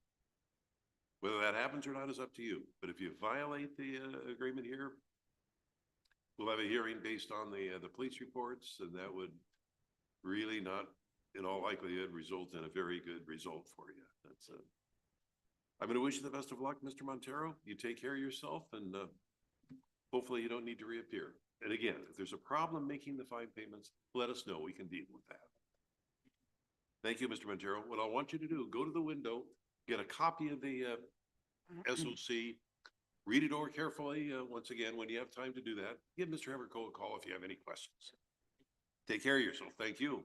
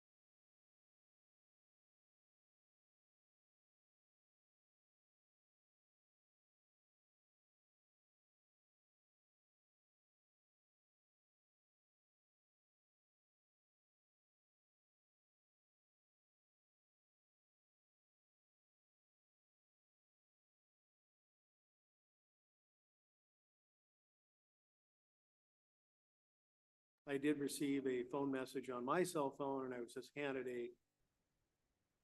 Back on record? back on record. On Ms. Shalhoub's matter, on the 11 o'clock Items calendar. 2 and 3. I did actually, a couple days ago or so, I actually got a phone call from Ms. Shalhoub and had a plea deal kind of worked out. And so I did anticipate she was going to be here. She did call, so I commended her for that. And so we had a little conversation. So she left me a message this morning on my voicemail, and I was just handed a note by the clerk consistent with her voicemail message that her car has broke down. And so Cars do that. cars do that. And so, I would, from the defense perspective, I would ask the court to note the non-appearance on both of these pretrial matters and reset with notice. City have an objection? No, that's, I think, note the non-appearance for speedy trial purposes, reset the same to the next available date, and we'll send a copy of the order to Ms. Shalhoub.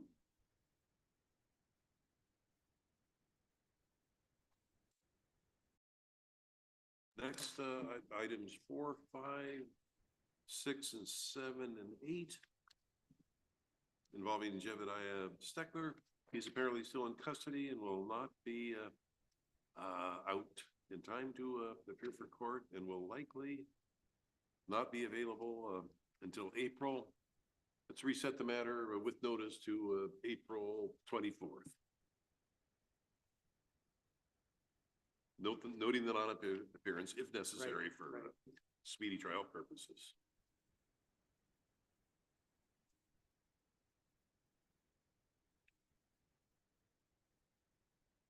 Oh, Julian's on Zoom? Oh, okay. Is she here? Okay, good. Yeah, let's do it.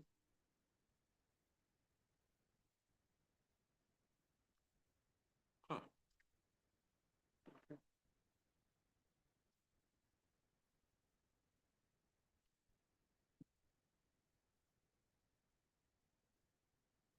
Morning, we'll call the matter of Yelm versus Ashley Julian. Ms. Julian, you appear to be present on Zoom, but muted. If you'd unmute yourself, we'll address your matter at this time. Thank you. Are you able to hear me? We can't hear you. You need to unmute yourself. Yes, sir. Oh, there you go. There you go. Thank you. Your attorney, Mr. Averco, is in the courtroom. The matter set for a pretrial. I'll turn to Mr. Averco for the status of the matter. Yeah, thank you, Your Honor. This matter comes on for a pretrial hearing this morning on assault 4th degree charge. Parties have reached an agreement, that being a stipulated order of continuance, the matter to be continued for 12 months on the condition of no new criminal law violations, payment of a $250 court fee, at the end of which time, if she complies, city would move to dismiss. Morning, ma'am. For the record, is your full name Ashley Nicole Julian? Yes, sir. Ms. Julian, do you disagree at all with anything Mr. Havergo just said on your behalf? No, sir. I am looking at the agreement that he referred to, a stipulated order of continuance. This is an agreement. If you abide by it, 12 months from now, this charge will be dismissed. It'll go away. If you violate the agreement, you've given up your right to go to trial in return for the agreement. If you violate and the city proves that, we'll have a hearing based on the police reports, and that would very, very likely result in a conviction for a pretty serious gross misdemeanor. I'm going to wish you the best of luck. We'll be sending you a copy of the today's agreement. I want you to read it over carefully. Give Mr. Haverco a call if you have any questions. The $250 fee referenced in the agreement, you can pay that at $25 a month. First payment due March 27th. That's the least important thing to me. If you have trouble making the fine payments, let us know, okay? Yes, sir. I'm going to wish you the best of luck. Hopefully you've learned from the experience, and this will be an event that will not be repeated. That's my hope. Yes, sir. We'll send you a copy of the agreement. Look it over carefully. I'm going to wish you the best of luck. Is that going to come in the mail or? That will come in the mail, or if you're able to swing by and pick up a copy of it, Yeah. I'm in Texas, so. we'll be mailing you a copy. Then I'm assuming that we do have your address in Texas. We'll be Yes, mailing. sir. Ms. Julian, good luck to you. Any Thank other you. questions? No, sir. Take care of yourself. Thank you. Thank you.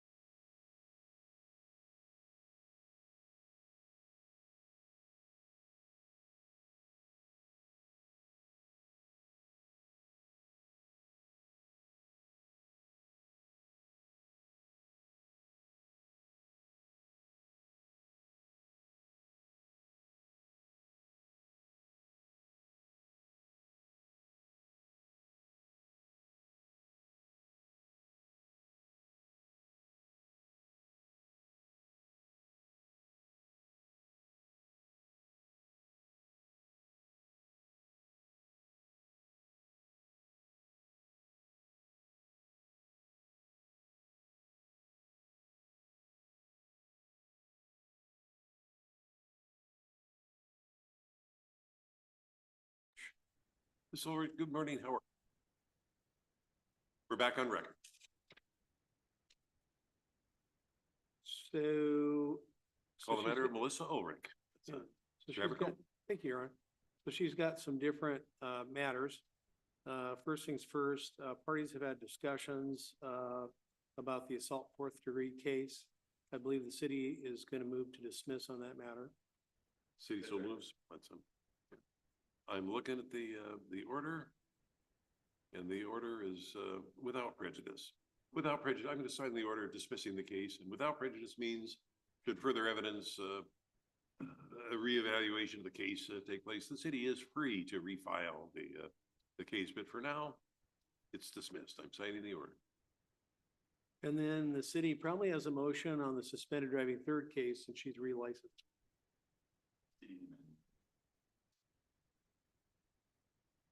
If you admit that you didn't have a valid license when you were cited for a DWLS third, no ball second, it's now amended to, I'll impose a $150 fine, and that'll conclude the matter. Do you know what you need to do to reinstate your license? Oh, wonderful. Yeah.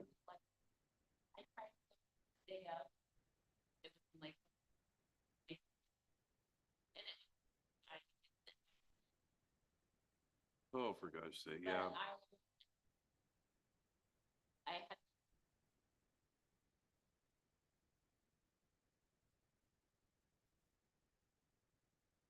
So Rick, if you have your license back, yeah, that, you know, and insurance, as time goes by, these requirements, they drop off as time goes by. Where the SR 22 requirement will evaporate. Let us hope so. It looks like there's still on the SOC, still $100 owing on that. Oh, good. Good. The paperwork, this was printed yesterday at some point. That's wonderful. We're at the end of that. I presume you got the benefit of the bargain that you do have. I'm going to wish you the best of luck. Take care of yourself. Hopefully life is going okay for you now, I trust, or better than it has been at times in the past. Life has its speed bumps.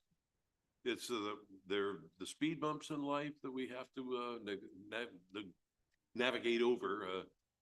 That's the important thing is to get them behind us. Ms. Ulrich, I'm going to wish you the best of luck. You take care of yourself. I'm signing the order, setting the penalty of the $150 for the no valid operator's license. You can take care of that at the window as well. You take care of yourself. Good luck to you. Yes.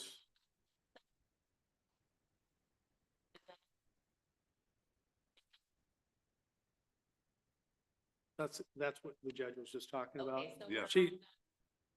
I think we are. Is that completely up now? The SOC completely done? It'll be amended on the 15th? Yep. Okay. Thank you, ma'am. Take care of yourself. Be well. Well, I can understand. I can understand something. It'd be good to see you again, but under different circumstances, but out walking by on the street. You take care. And with that, I think we can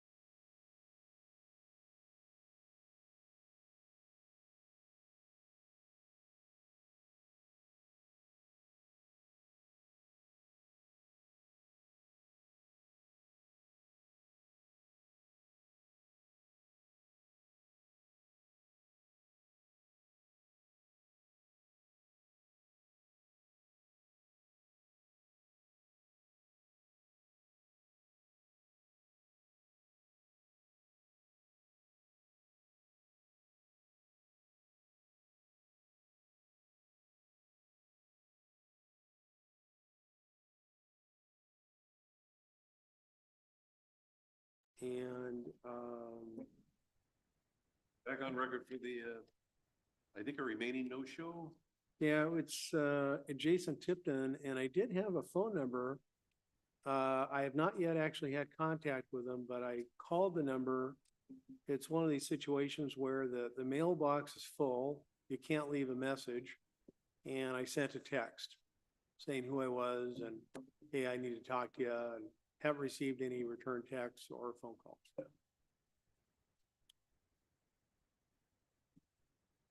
It's a theft third. You want to give it another shot? You're Yeah, at any sure. objection to? Yeah.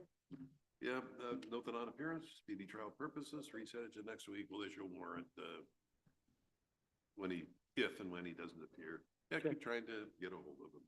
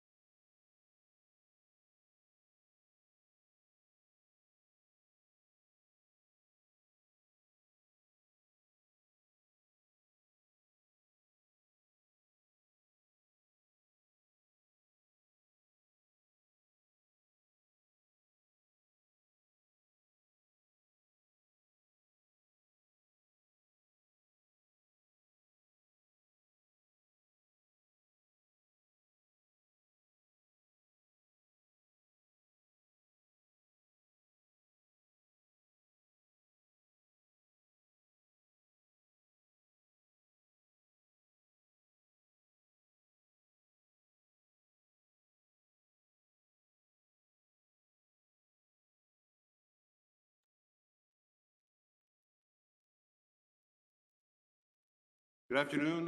Going on record for the 1 o'clock arraignment calendar. Before I call you up one at a time, I need to let you know of a few things. Most importantly, you have a right to have a lawyer represent you at this and all stages of any criminal proceeding. If you are indigent, a lawyer will be appointed to represent you at public expense. This is your first appearance in response to a criminal citation. A plea at this time is always entered on your behalf. A plea would be not guilty. The purpose of a plea of not guilty is not any great statement about the case. It's a way of preserving your rights pending a pretrial conference.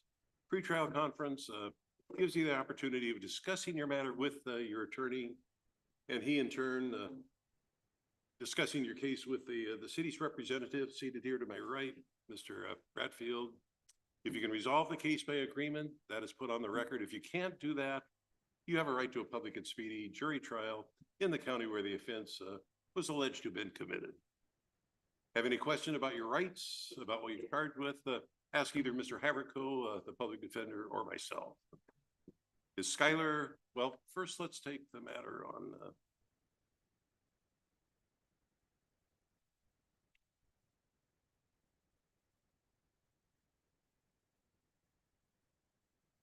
We have a Ms. Lazarek on Zoom, muted.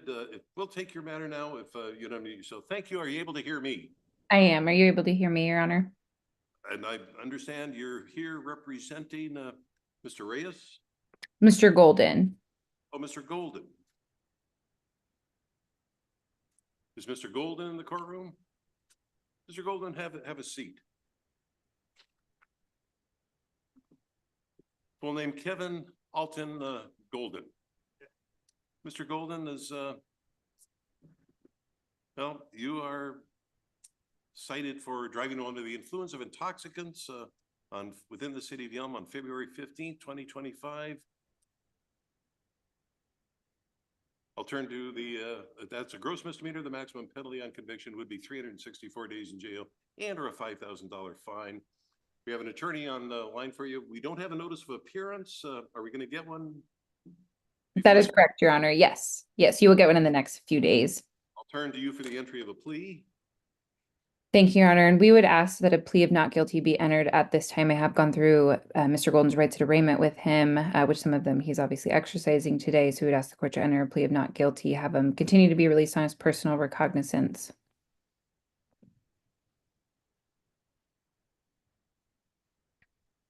And just for today, Your Honor, we would stipulate to probable cause just for purposes of this hearing.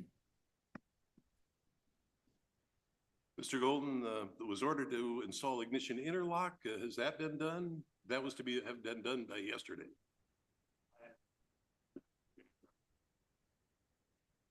Your Honor, I apologize. I can't hear the courtroom too well, but Mr. Golden is not driving, so I understand that I was unaware that it was ordered to be installed by yesterday, but what we would be doing at this time is filing a declaration of non-driving, as Mr. Golden is not driving at this time and does not have a vehicle to drive.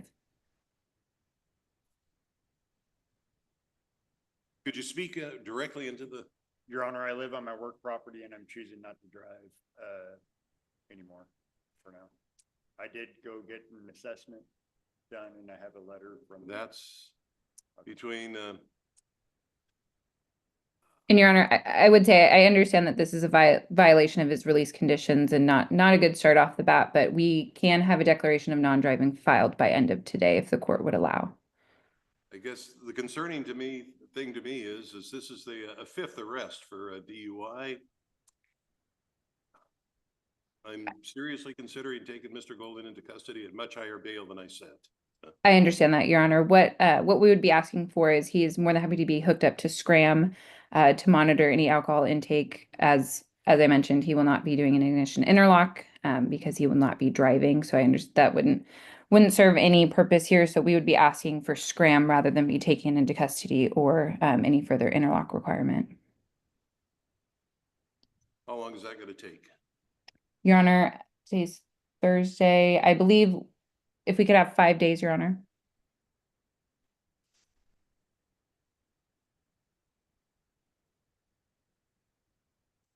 Mr. Golden, The order is, have Scram, installed and proof of this within the next 5 days, including weekends. If, Scram is not filed, a very high bail warrant is going to be issued for your arrest. That's, but I'll want proof of, Scram within that period of time. Other conditions of release, of course, are don't drive unless you're licensed and insured.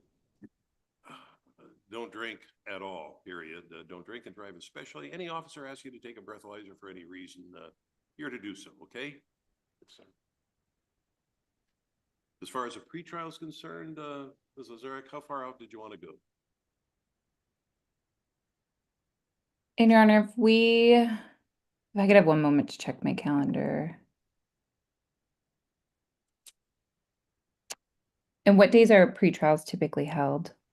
March 13th, 27th, April 10th, or 24th?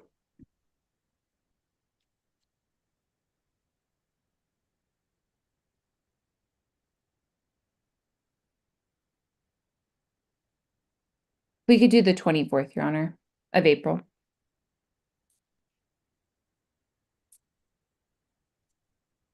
Mr. Golding, we're setting the pretrial for April 24th. That's out quite a ways.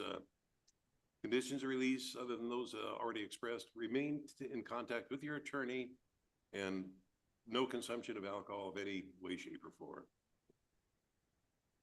And of course, I'll want proof of Scram within the 5 days.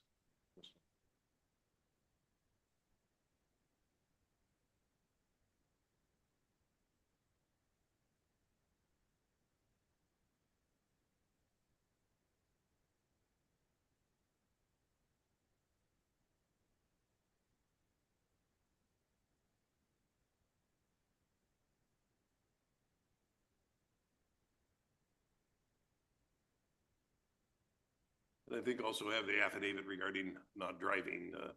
I'll expect that on file within 5 days.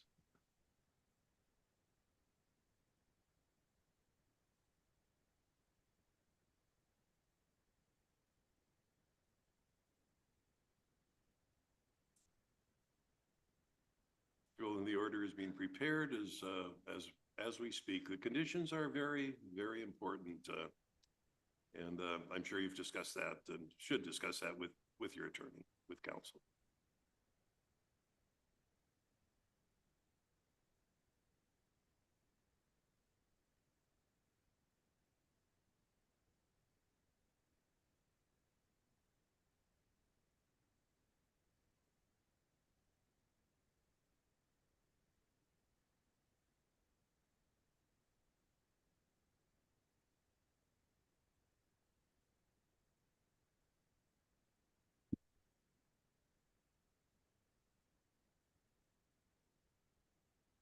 And Your Honor, do I need to sign the pretrial release in Oak Courts? That's, yes, that's being prepared in Oak Courts. And we will, of course, transmit, your client can get a copy at the counter before he leaves, and we'll be sending you a copy, of course. Thank you. Have access to it in Oak Courts, that's great. Yes, yes, thank you.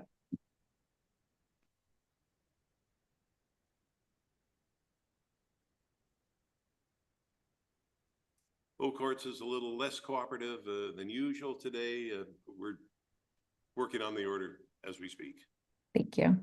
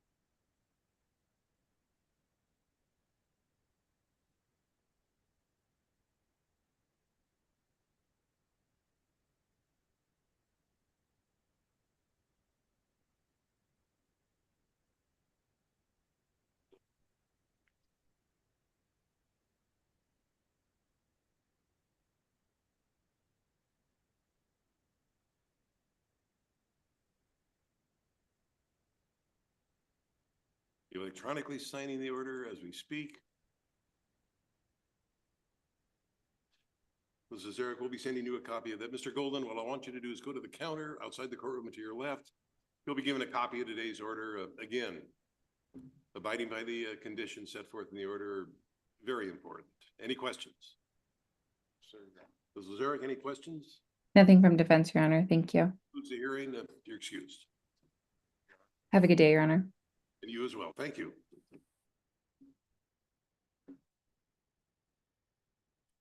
Any other private counsel matters?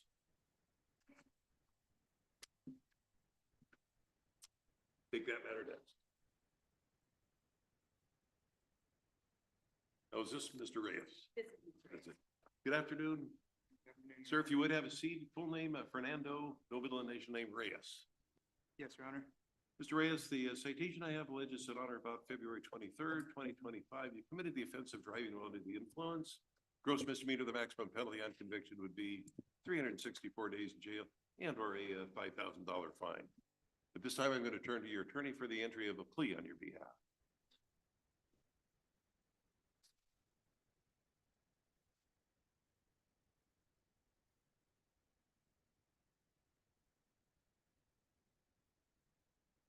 Stipulation to probable cause for purposes of today's hearing only. Mr. Reyes, we're going to set the matter for a pretrial. That's always on a private counsel matters are always at 9 o'clock. And that would be March 13th or 27th, April 10th or 24th. Sure. March 27th would be fine. Mr. Reyes, conditions of release are don't drive unless licensed and insured. Any officer asks you to take a breathalyzer, you're to do so. Don't drink and drive at all. Maintain contact with your attorney and be back in court when you're scheduled, okay? Yes, Your Honor. Any questions? The city request any other conditions?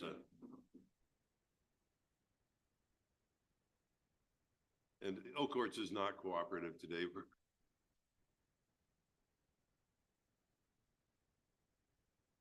They're even slower than I am today. Electronically signing the order as we speak. Mr. Reyes, thank you for appearing. Thank you for your patience. You and your attorney can get copies of today's order at the window outside the courtroom to your left. So that concludes the matter. We'll see you back here at your pretrial. Take care. Thank you, ma'am.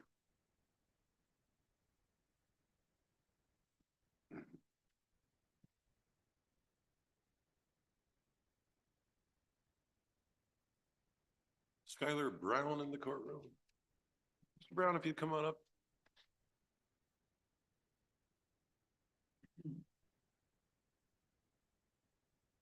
Good afternoon, sir. Skylar Thomas Brown is your full name? Yes, sir. Citation I have alleges that on or about February 14th, he committed the offense of malicious mischief. 3rd degree, that's a misdemeanor. The maximum penalty on conviction to be 90 days in jail and or a $1,000 fine. I will appoint Mr. Haverco to represent you in this matter, and he's going to enter a plea on your behalf at this time. Your Honor, ask the court to enter.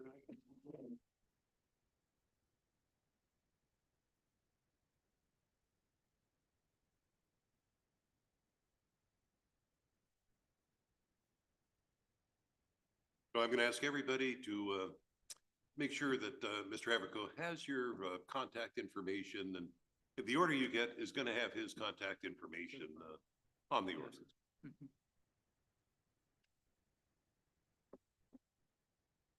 Mr. Brown, we're setting a pretrial for April 10th, 10 o'clock.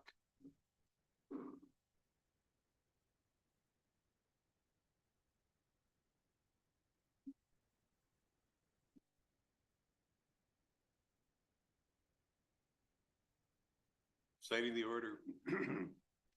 Go ahead and get a copy of that at the window outside and to your left, and we'll see you back here at your pretrial date.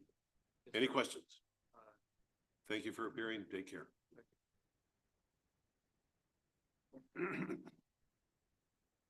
Is Michael Chong in the courtroom?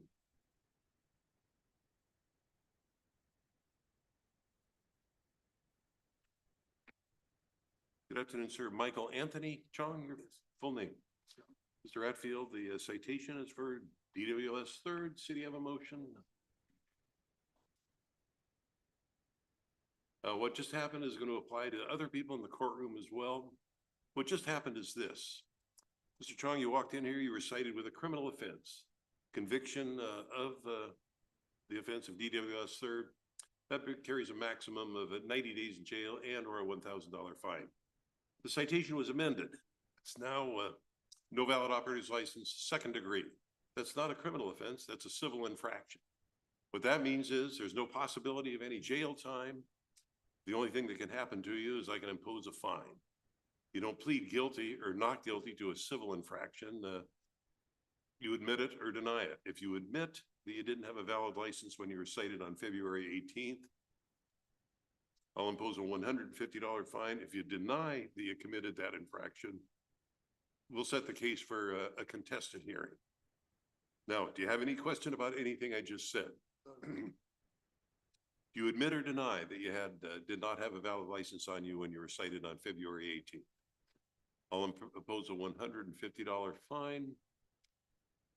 The only question I have, Mr. Chong, is do you know what you need to do to get your license reinstated? I would make that a project in life. We live in a world out there where you pretty much have to be able to drive. That's it.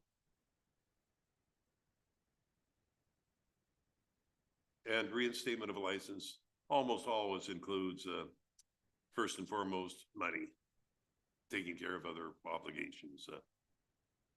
I want you to, I would ask you to make that a project in your life.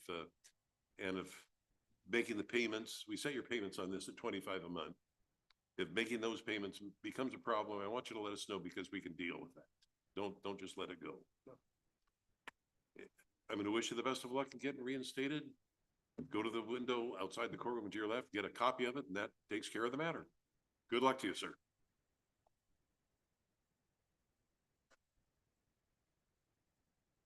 Joyce Lee Cohen's Lion. How about Zavon Dickerson? Number of people aren't going to answer at the end of the calendar. I'll go back through the cases. If there was probable cause to issue the citation to the non-appearing person, I'll issue a warrant for their arrest. So you've at least saved yourself a trip to jail on a warrant by just showing up today. And for that, I thank you. How about Zavon Shamika Dickerson? Jennifer Flowers? I think we'll come back to that matter. Cornell Johnson. Johnson with a GH. Stephanie Howanowski. How about Destiny Huffman?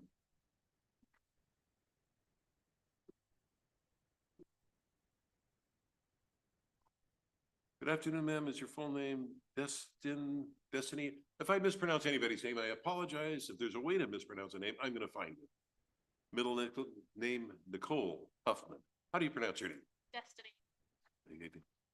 Well, the citation that you got was for one, driving license suspended or revoked in the third degree, which the city may have a motion on, and also the second infraction of no insurance. Did you understand what just happened? Yes, sir. It's now no longer criminal. It's a civil infraction. If you admit that you didn't have a license on your person when you were cited on February 22nd, I'll impose a $150 fine on that, and that'll conclude the matter. If you want to admit the no insurance ticket, I would be willing to mitigate that, which means reduce it in accordance with the circumstances. Any question about anything I just said? No. Do you admit the infractions or deny them? I It's $150 on the no valid operator's license. The no insurance ticket is $559. That's way too much. Let's reduce that to 100 even. That's and we're going to set your payments at $25 a month. Now the important thing here is, what do you need to do to get your license back? If you know what it is, I'd make that a project in life. Yes, And sir. if you don't know what you need to do, Department of Licensing is the first person you talk to. Ms. Huffman,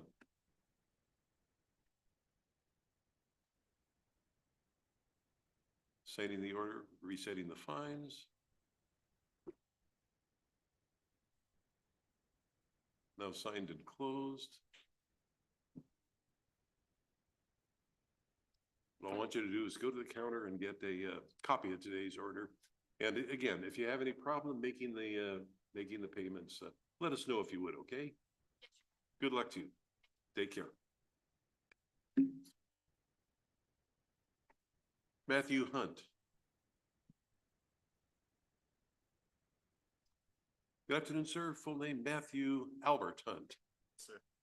Mr. Hunt, the citation I have alleges that on or about February 17th, 2025, you committed the offenses of controlled substance, knowing possession, use or delivery of drug paraphernalia, and loitering drug-related activity. The first and third charges are gross misdemeanors, a maximum penalty on conviction, 180 days in jail, and or a $1,000 fine. Paraphernalia, simple misdemeanor, 90 days, and or 1,000 be the maximum sentence upon conviction. I'm going to appoint Mr. Haverco to enter a plea on your behalf. He'll do so at this time. Stipulated to probable cause, Your Honor, ask the pro tem not guilty, please.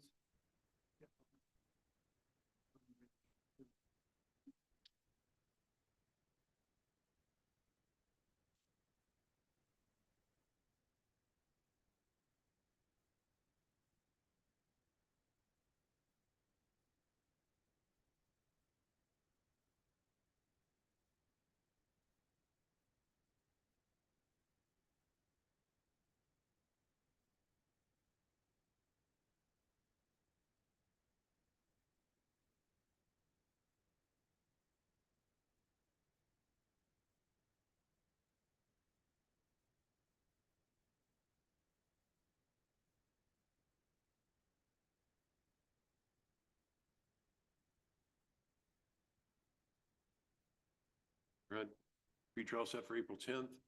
Again, get a copy of the order at the window outside the courtroom to your left. Conditions release, law abiding behavior, and no drugs, non-prescribed, no non-prescribed drugs. I just signed in the drug court yesterday afternoon. Oh, you did? I'm glad to hear that. I'm glad to hear that. They have an excellent, is it in the county, Thurston County? Thurston That's County, That they have an excellent program. I'm going to wish you the best of luck with that. I'm willing to say that that's probably going to make things go much easier for you here. Yes. I think that's what you've done by getting into that's a very good thing. We get a copy of the order and we'll get this resolved one way or the other. Thanks, sir. Mr. Hunt, thank you. You take care. Wyatt Ingram does not respond. Olivier Matendo.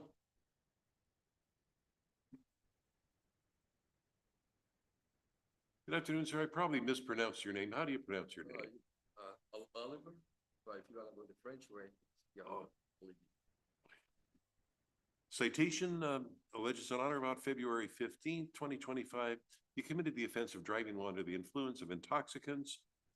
That charge is a gross misdemeanor. The maximum penalty on conviction would be 364 days in jail and or a $5,000 fine.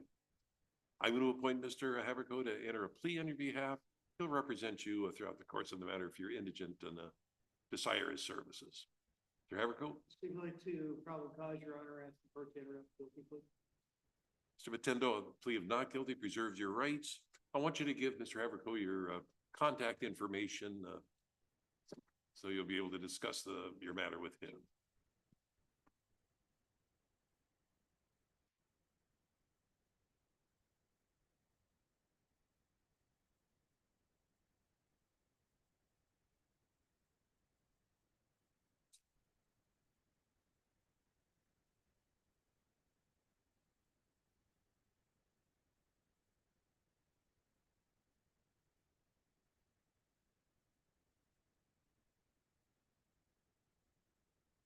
Matendo, I want you to get a copy of the order at the window. Stay in touch. Conditions of release are law-abiding behavior. Stay out of trouble. Any officer asks you to take a breathalyzer to do so. Don't drive unless licensed and insured, and no drinking and driving at all. You won't see it.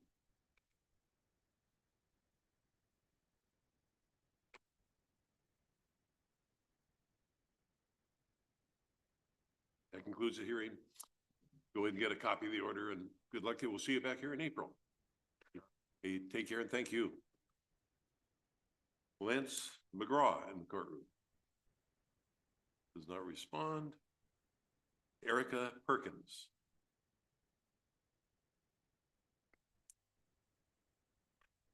Ms. Perkins, it's good to see you.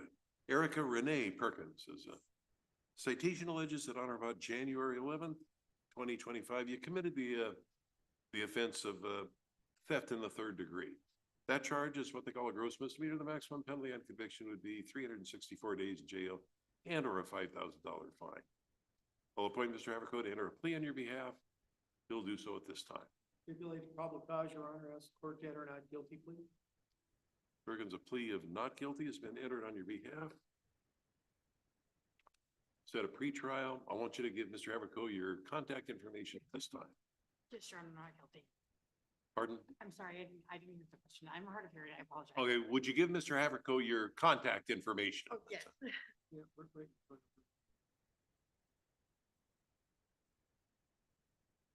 Thank you.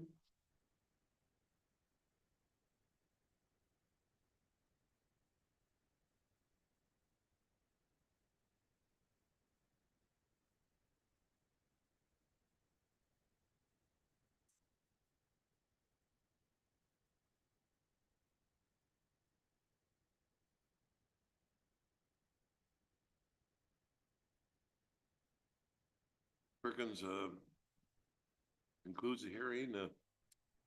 See you back here in your pretrial date. Sign right here. In person.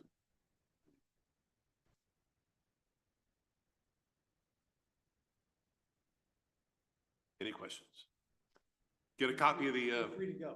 Thank you. you're free to go get a copy of the order at the window, and we'll see you back here. Thank you, ma'am. Christina Russell? Does not answer. How about Tony Sen?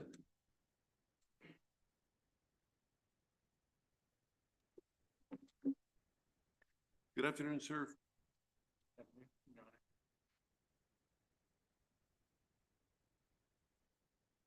Full name Tony, no middle initial Sen.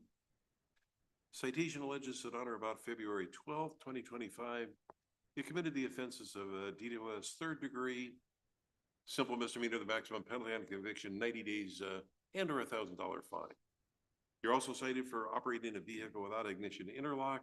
That's a gross misdemeanor. The maximum penalty on conviction for that would be 364 days in jail and or a $5,000 fine. I'll appoint Mr. Haverco to represent you. He'll enter a plea on your behalf at this time. Stipulated probable cause, as court to enter not guilty pleas. Send a plea of not guilty, preserve your rights pending a pretrial. And again, yes, give Mr. Haverco your contact information.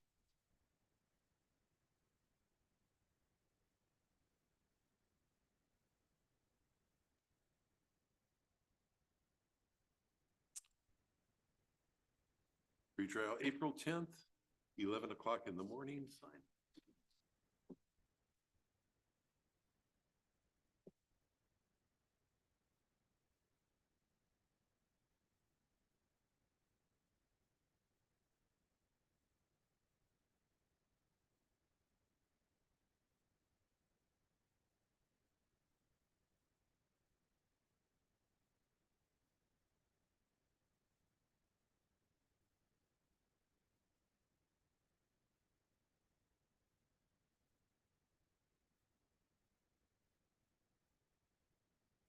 Then that concludes the matter. Go ahead and get a copy of today's hearing. We'll see you back here April 10th.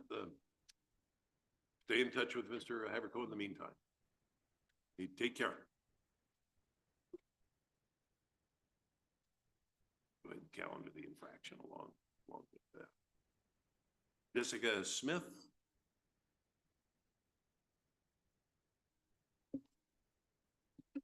Good afternoon, ma'am. Full name Jessica Faye Smith.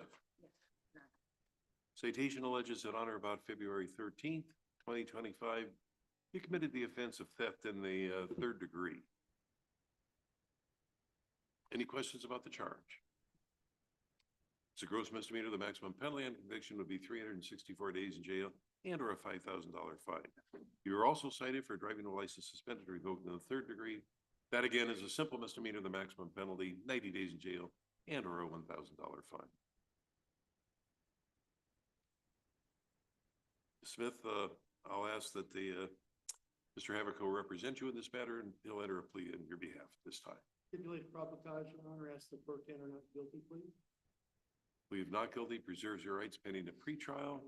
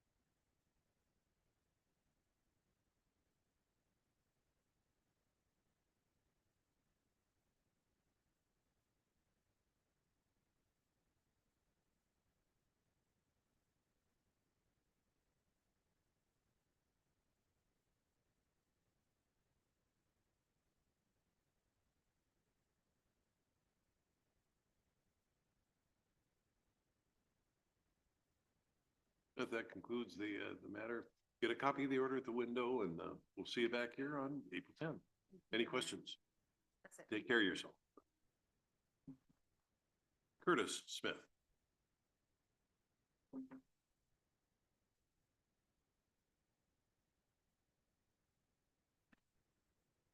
Good afternoon, sir. Full name Curtis Brandon Smith. Yes, sir. Mr. Smith, you were cited with the offense of driving a license suspended or revoked third degree. Mr. Ratfield does have a motion on that case as well. The charge is amended to the civil infraction of no valid operator's license. If you're paying any attention before, you know that that's now a simple infraction. If you admit it, it's a $150 fine. If you deny it, we can set it for a contested hearing. Any question about anything I just said? If I admit it, because I just be done with it then? Again, what did you? So if I admit it, it's a $150 fine? Yes. And I just done? That's it. That's right. I was driving, so. Pardon? So I was driving, so. Yeah, that's well, the important thing here is if you admit it, it's a $150 fine, and that concludes the matter. But what I encourage people to do is do what you can to get your license reinstated. Like I said a bit ago, we live in a world where you've got to be able to drive just to function. Do you admit or deny? I admit it. Signing the order setting the payments at $25 a month. So thank you. If for some reason, I'd rather have you use your resources to get reinstated. If you can't make the payments, let us know, okay? We can figure out how to deal with that somehow. Mr. Smith, good luck. You take care of yourself, and good luck getting reinstated too. Take care.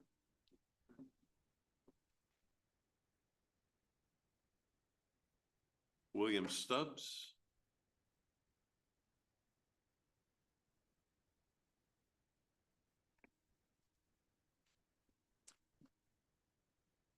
Good afternoon, sir. Full name, William, middle initial R, Stubbs.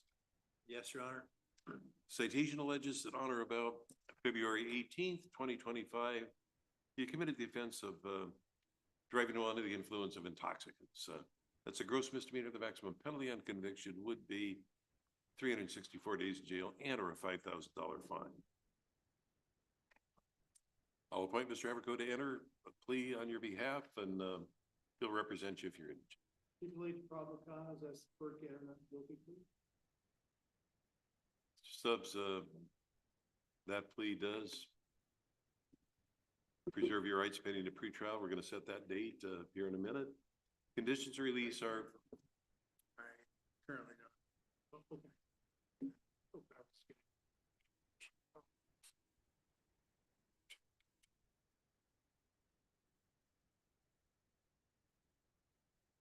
conditions of release, don't drive unless licensed and insured, no drinking and driving at all. There is some indication that you had a DUI back in time somewhere. I don't know anything about that, and I'm not finding it on your record. In any event, it's very important that you not drink and drive and not drive unless you're licensed and insured.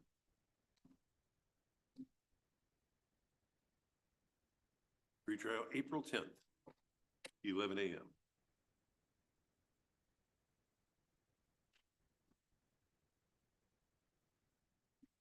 Just subs, I'm signing electronically in order to that effect.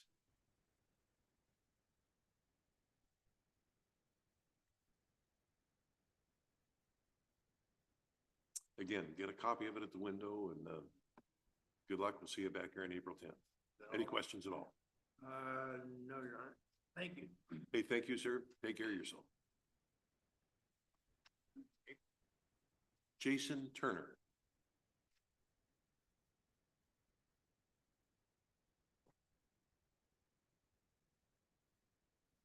Full name Jason Michael Turner. Mr. Turner, you had a matter scheduled for this morning that you didn't appear for. I did. Yes, you had a pretrial set at 9 a.m. An attorney appeared on your behalf and said they've been trying to get in touch with you and weren't able to. You tried to call me. I didn't know there was nothing going on this morning. You're here now. We didn't issue a warrant. I didn't order a warrant for your arrest. Reset it to give your attorney a chance to get a hold of you. I'm a little surprised to see you this afternoon. If you hadn't appeared this afternoon, I would have issued a warrant for your arrest. You know remember who your attorney is? Yep. I would make sure I get a hold of him before the day's over, I think. I'll give her a call. In any event, you were cited on February 14th, 2025 for the offense of driving a license suspended or revoked second degree. That's a gross misdemeanor. The maximum penalty on conviction would be 364 days in jail and a $5,000 fine. I'll have Mr. Haverco enter a plea on your behalf. I'm assuming that you'll probably wind up being represented by the attorney who's representing you on your earlier matter. I already took care of it all. What now? The license. Well, Insurance. the criminal charge remains, you know. Bring you him this postcard. Represent Chinese school. License? You're currently trying to suspend driving effectively. Yeah, I already got it all. I already got it all taken care of. That doesn't take care of it. Everybody else just did $150 fine. Yeah. Why is mine different? I missed. Oh, he is wondering why other people got their matters taken care of within a crack. They were cited for driving a license suspended third degree. Right. You were cited for driving suspended second degree, different charge. You weren't cited for DWS third degree. I guess I'll have to give her a call then. I don't know. I'll have Mr. Haverco enter a plea on your behalf. Would stipulate probable cause or a guilty plea. Are you gonna retain Ms. Busker for this case? I'll let her know, I guess. Does the court wanna set the matter? We will do the same thing, Set it on the pro se calendar and see if he's gonna hire Ms. Busker or. Let's set it on the 3/13. That was the date the DUI was set for. And if you're here, you're here, and well, we'll see how it plays So I out. mean like on the 9 o'clock? Yeah, Yeah. I'm gonna put it on the 9 o'clock for March 13th. So just for my clarification, so am I appointed on this case or is he? Just to enter the plea. You're not appointed. okay. No, you're. Mr. Turner, I can't advise you strongly enough. That's your attorney was a little mystified at, not being, left messages and wasn't able to get a hold of you. Yeah, she didn't Resitting, call me, so that's a lot. I haven't heard nothing. that's from her. between you and your attorney. She's telling you the story. That's not for here. Resetting the matter to March 13th, 9 a.m. Signing an order to that effect right now.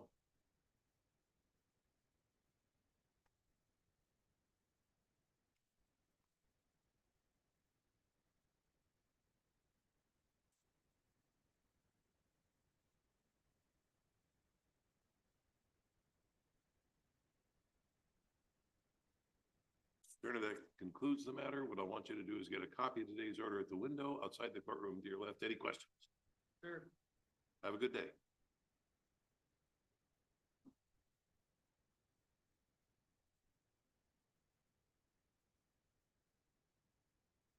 Well, Michael Whited.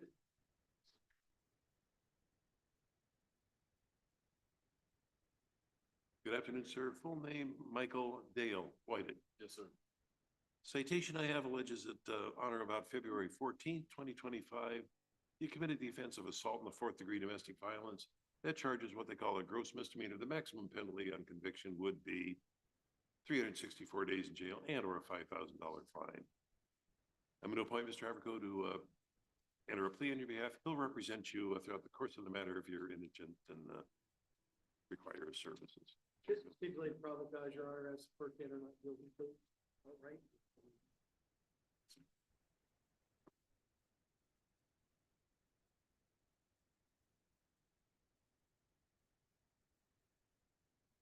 Any chances Rhiannon Whited in the courtroom?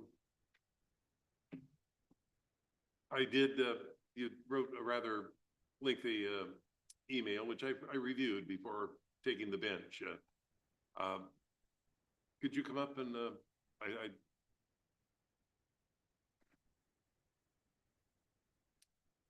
no contact order was a simple condition of release. I didn't enter a formal of record no contact order.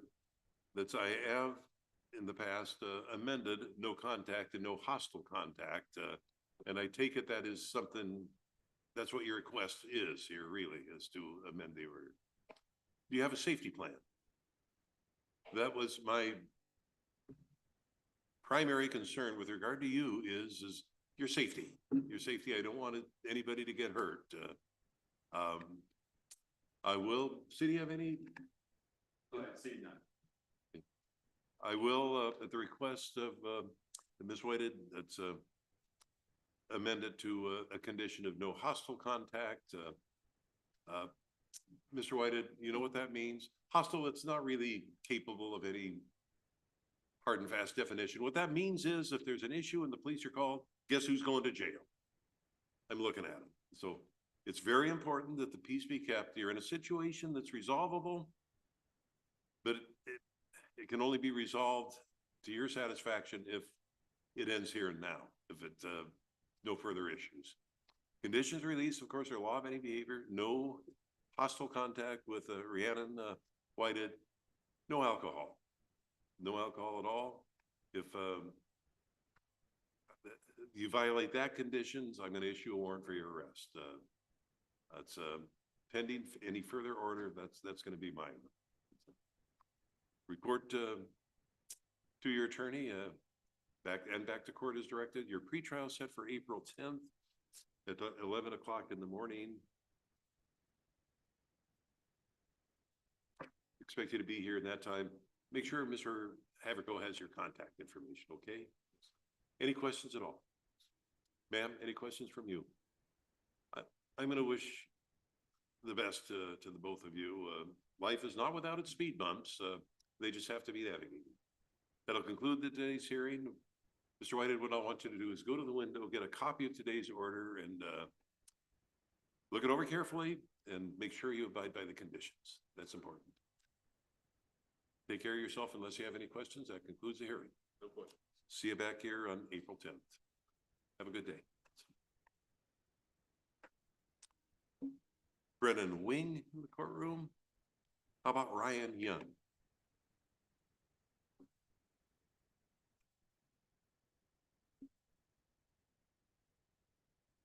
Good afternoon, sir. Full name Ryan Andrew Young. Yes, sir. Mr. Young, the citation alleges that on or about January 31st, you committed the offense of driving no license suspended, revoked in the second degree. That's a gross misdemeanor. The maximum penalty on conviction would be 364 days in jail and or a $5,000 fine. I'm going to appoint Mr. Haverco to represent you. He'll enter a plea on your behalf at this time, and we'll set the matter for a hearing in the future. Stipulate the probable cause, Your Honor, as the court can, guilty plea. Mr. Young, the plea. Yes.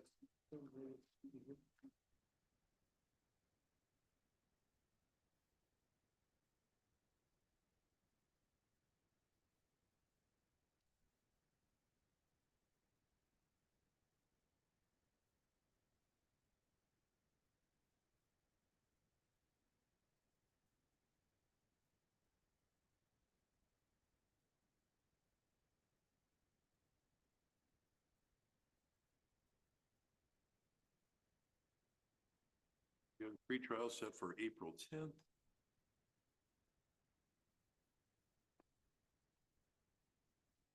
Need to see you back here at that time. And again, you've heard me say that the important thing here is reinstatement of a valid driver's license.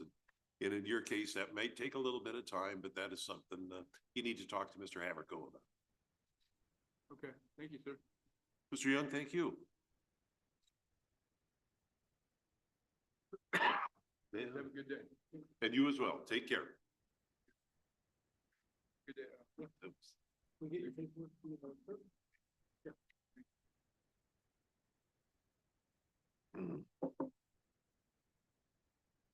I knew I had forgotten something there.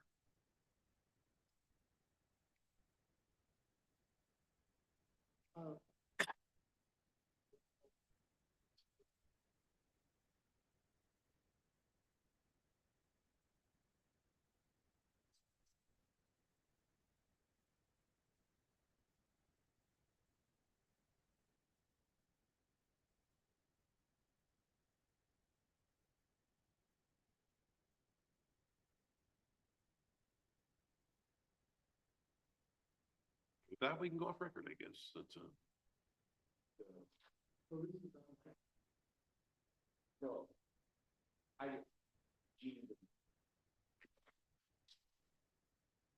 Ma'am, were you here for court? And your name is?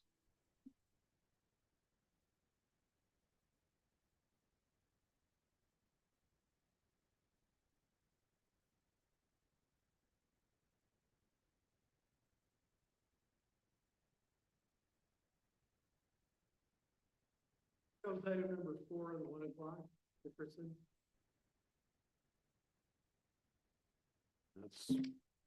That's what I'm looking for. Your last name was? Dickerson? Oh, I did not hear the. Zavon? Okay. Zavon Shemika. Good afternoon, ma'am. Take your matter now. You're here for an arraignment. That's your first appearance after receiving a criminal citation. You're entitled to have a lawyer represent you. I'm going to appoint Mr. Haverco to represent you in this matter. You were cited on February 23rd, 2025 for the offense of theft in the third degree. That's a gross misdemeanor. The maximum penalty on conviction would be 364 days in jail and or a $5,000 fine. Mr. Haverco, a plea on behalf of Ms. Dickerson. Stipulate probable cause as the court can enter a guilty plea.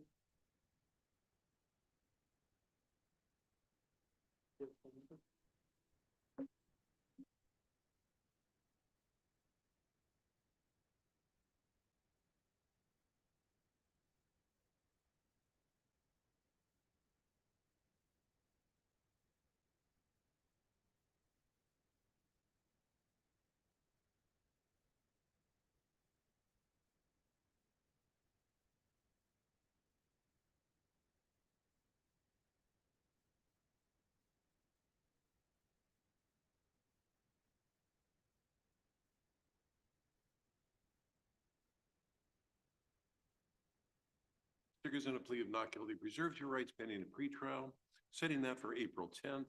conditions of release or law-abiding behavior, stay out of trouble. You don't need to write that down. You're gonna be able to get a copy of today's order.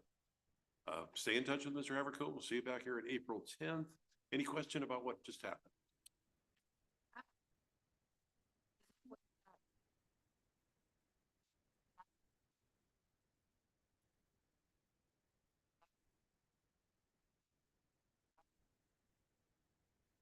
You live in Seattle. If it's not an option, it's fine, obviously. I mean, I have to make it, I'll just have to adjust. But I just wanted to know if that was a possibility.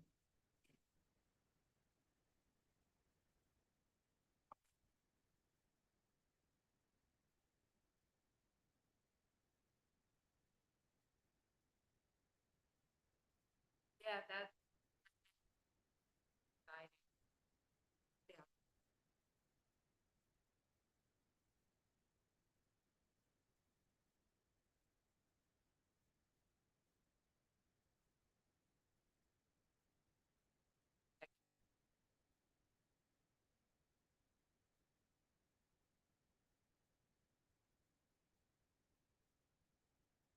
So we'll add the Zoom information, login information to your order.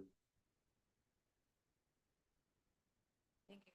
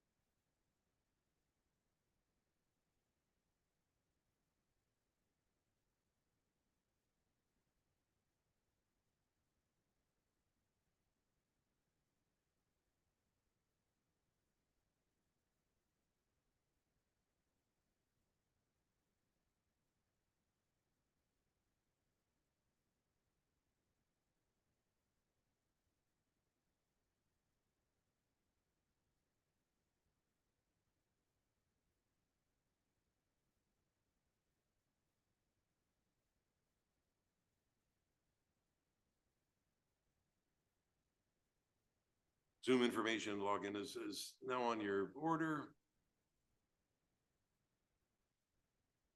And we're gonna give it to you in a different format as well. Thank you.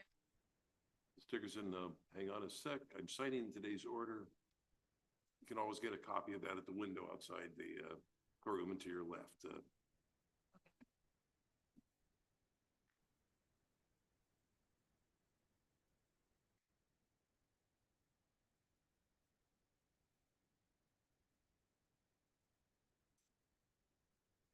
It's there.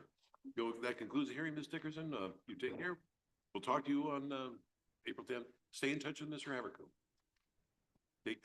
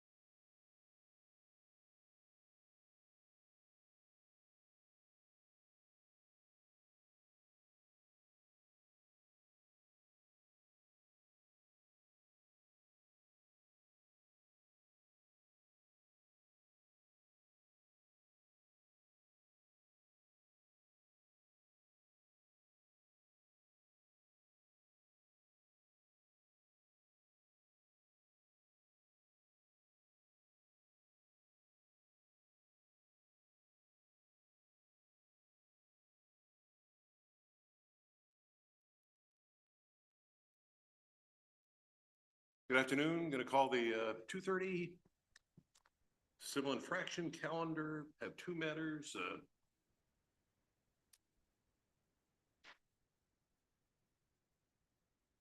Call the first matter, Amos Canzoni.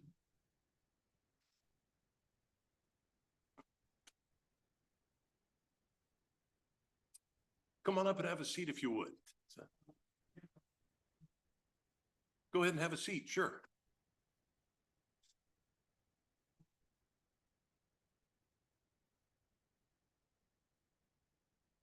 There's no contract.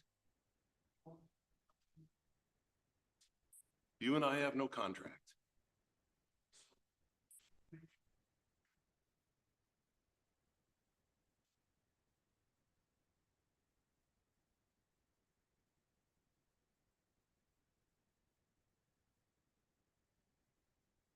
We resolve it in this way. It's a civil infraction, which means the city has the obligation of going first. Go ahead and have a seat and speak into the, if you're more comfortable standing.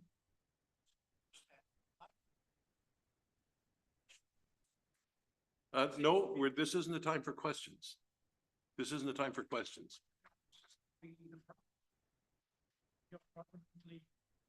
What we do here, this is not, we do it in a certain order. The first thing we do is, as you were cited for 2 infractions, is as I read what the officer said, until there's nothing before me, until we have the officer's statement. Once we have the officer's statement, then you can present whatever argument you want. That's the time you make your argument. So what is it about today? Pardon? What are you planning on doing today?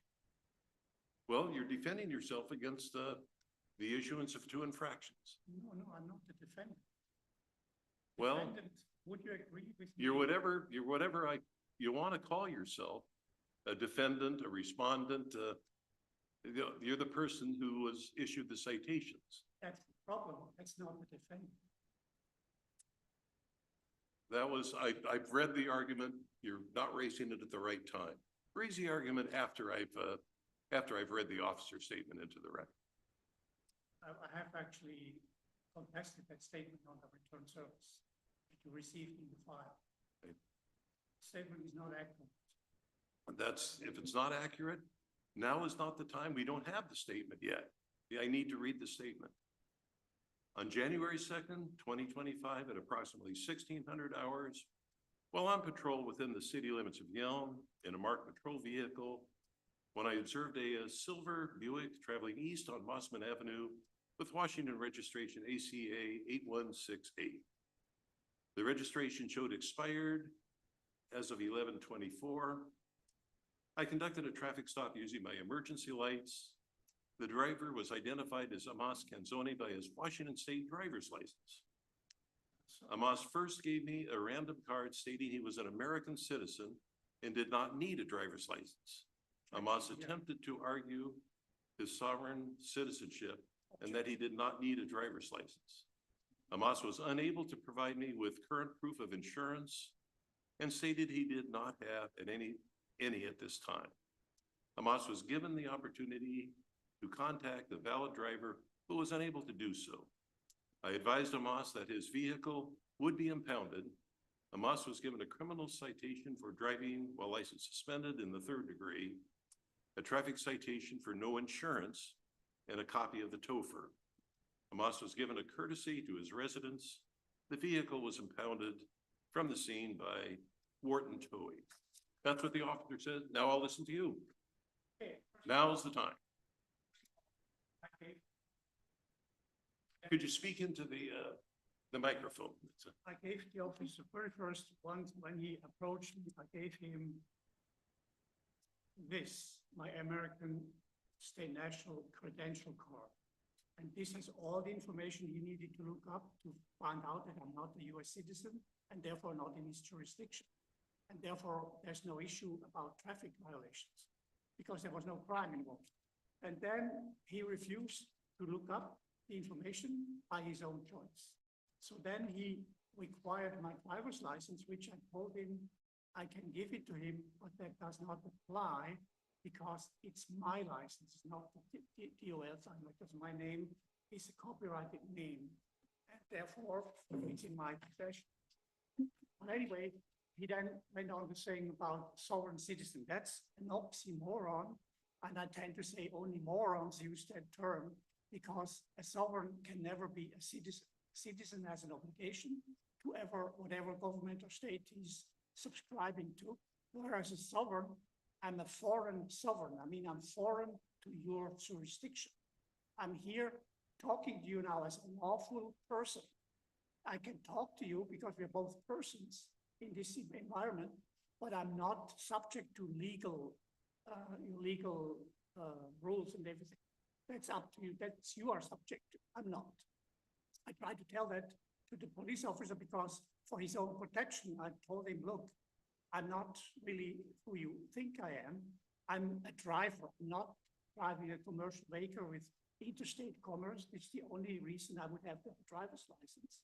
So that's why I gave him the credential card first, so he could correct his mistake. He refused to do so, and they ran me through the mill, and you know what the mill was doing afterwards.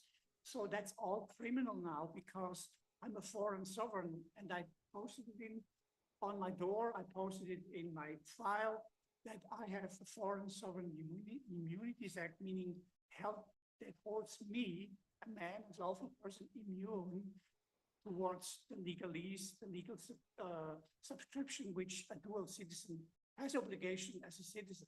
I do not have those obligations. And I try to tell you that too in my paperwork as a meeting. And so you don't have a claim. You have to actually prove jurisdiction over me 1 year. The defendant is not me, but defendant, the name, all caps name, is under my private copyright and trademark. So you basically created, not you with you, I mean the federal government created that name. And I'm asking you, do you agree that the name represents a usufruct derivative? It's something you can use to access my assets and create credit therefrom. And then without my consent or knowledge, you can then create monetary incentives for yourself and for the court and everything. But the credit and the asset still belongs to me. So the conundrum I have with you now is, you are the ones who would have to pay the fine on that violation because it doesn't concern me. It concerns a usufruct derivative, which I still don't have any control over, even though it's in my copyright and trademark. That's the whole conundrum I have with the court and with the federal government itself. You trespass on me, you basically transform me into a defendant, all caps defendant, which I am not, and I have proven that I'm not.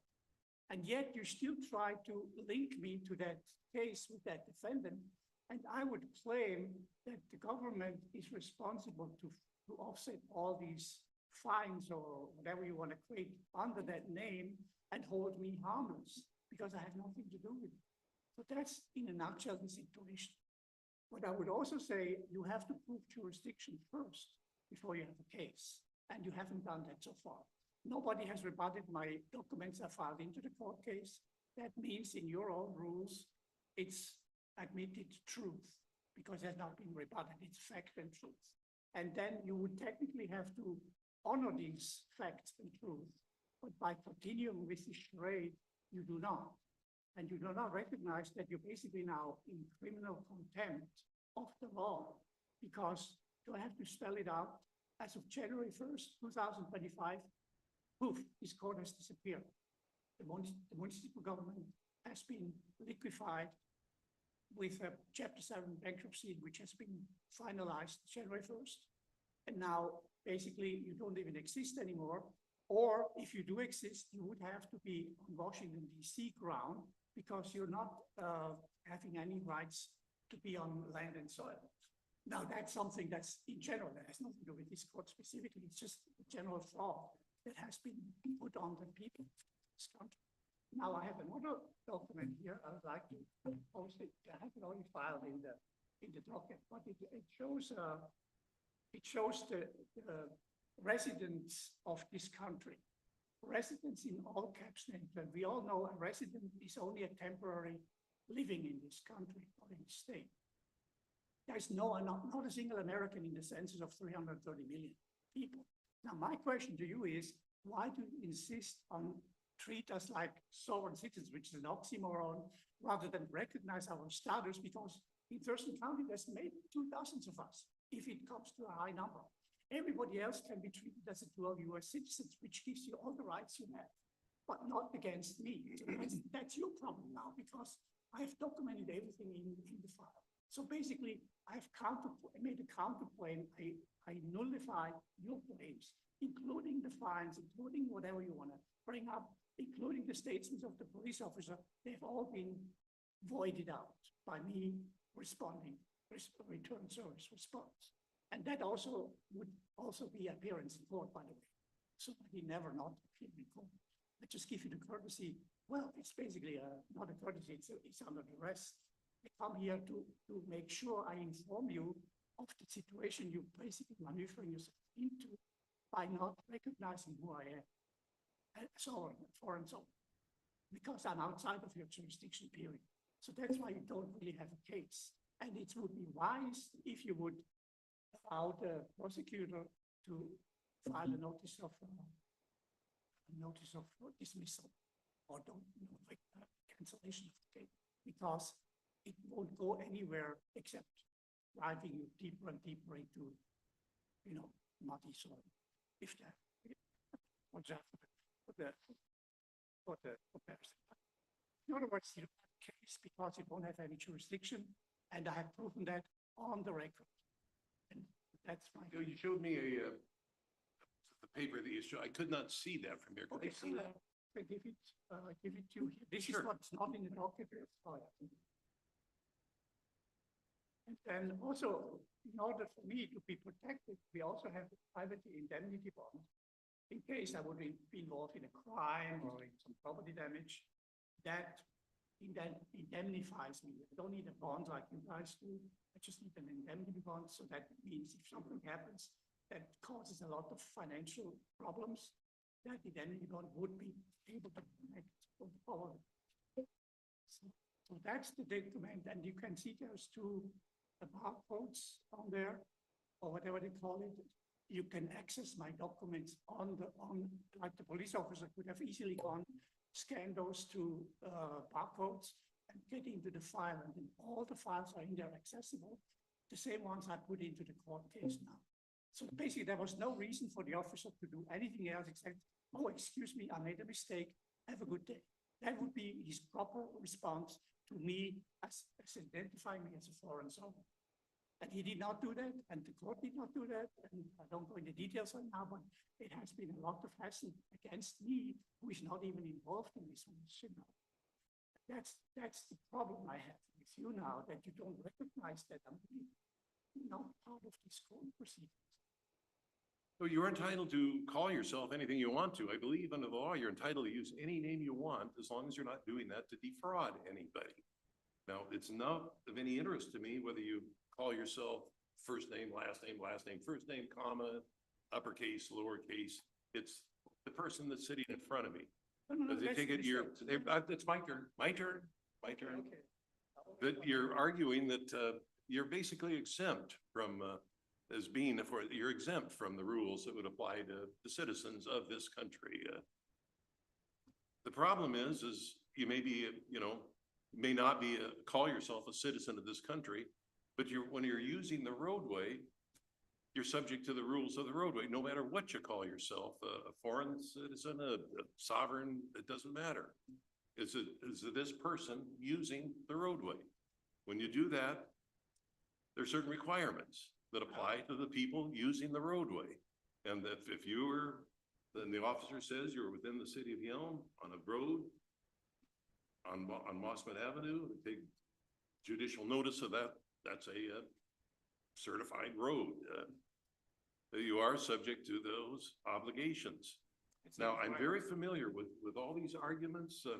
I suggest you, it's my turn, sir. I suggest you read Steve Williams. It's in 143 Washington 2nd, which goes into this we're talking alternative realities here. The reality I subscribe to, or this is the state of Washington. This is a validly established court. I have jurisdictions over minor matters, infractions committed within the city by the people that are driving on the road, for example.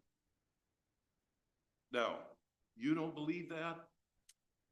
State versus Williams goes into that in some detail. They call these arguments, I've looked through this as, at one point they refer to them as semi-literate gibberish, which is basically what it is.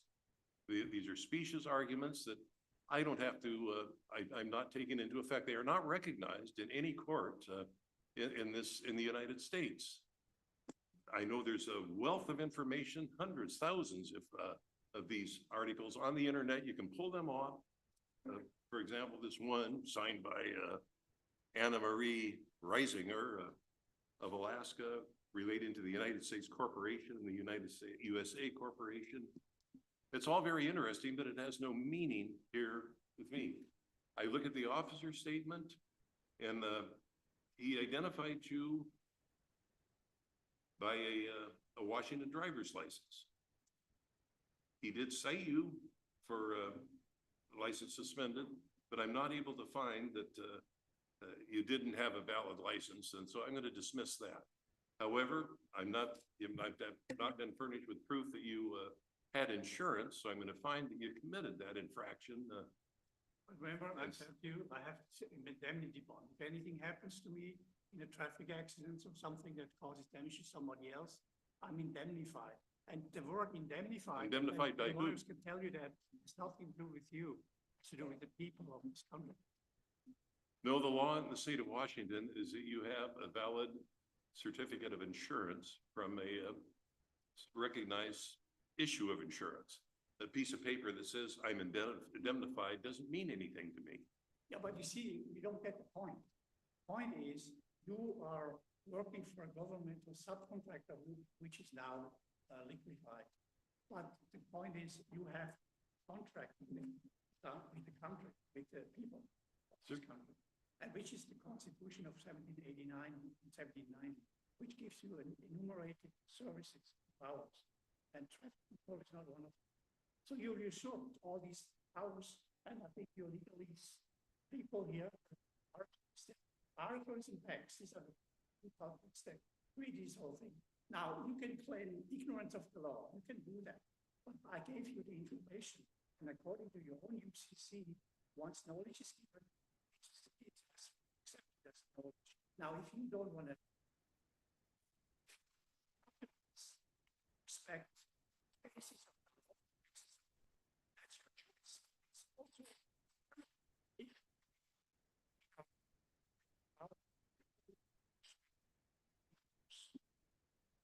now, by the way, fiduciary capital T, United States of America, Incorporated.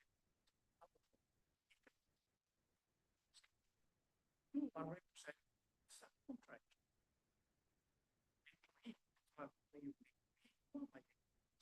And I mean, an employee should never take over the store unless they will be responsible for the actions. So we can show it on basis of being held harmless by license instated, or the DOL respect and police will respect that they don't need one. That's really the better way to do it. Everybody who's actually declaring the political status on the land and soil does not need a driver's license. Driver's license is a name for a license. What is a license? If you are a corporation, you need a license to do business. I'm not a corporation. You don't need a license. Let me stop you right there. I've heard that before many times. The problem here is we subscribe to different realities. Exactly. I agree that it's 17, my turn, sir. My turn. 1789, I think that was when the Constitution was fully ratified and became the law of the land. And ever since that time, countless scholars from the Supreme Court on down have spent their lives studying the Constitution, figuring out what it means, trying to interpret it, how it applies to specific events. One of the issues is back then, Your way of getting around was horse and carriage. There wasn't any such thing as an automobile.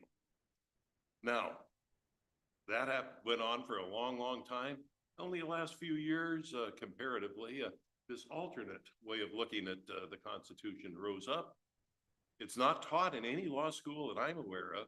It's kind of an internet sensation, and it is, to paraphrase Shakespeare a little bit, a lot of a big tale full of sound and fury, signifying nothing. This is what you're arguing to me means in my frame of reference, it means nothing. It's not recognized in any of our courts.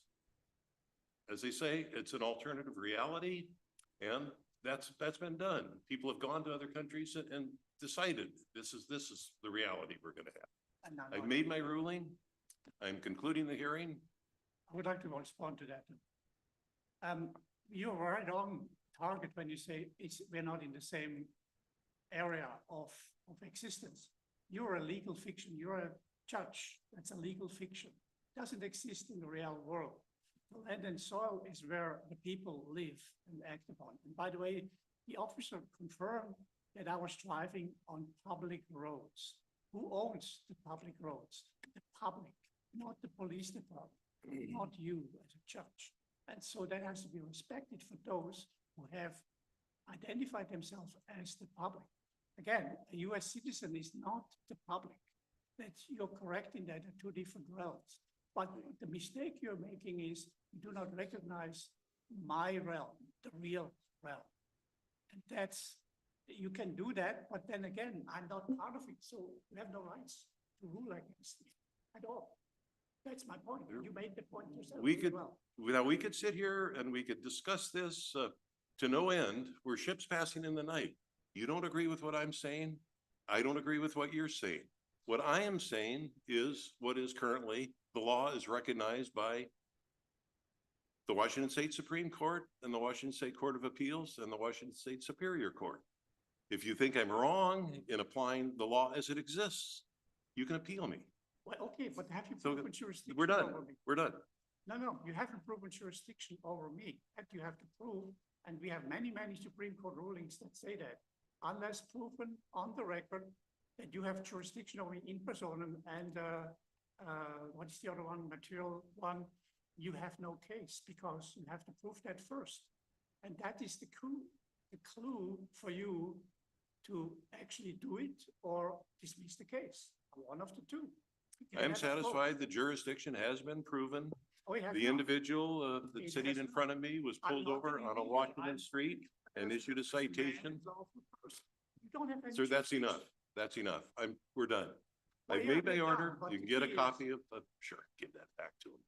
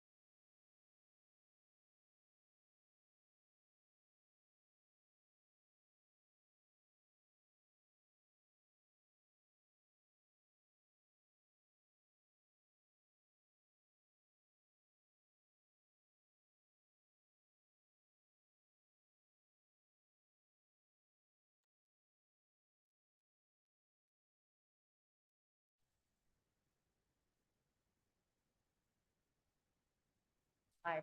Hey, Mr. Zuniga, I'm sorry I didn't realize you were here. I probably should have called you first. Yes. I knew that was gonna take a while. Look at you. It's okay, sir.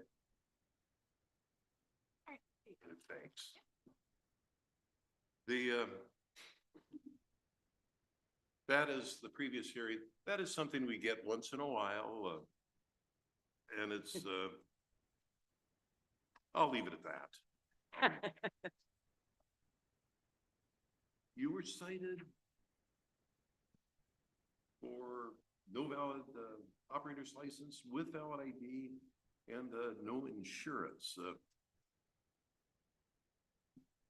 Now,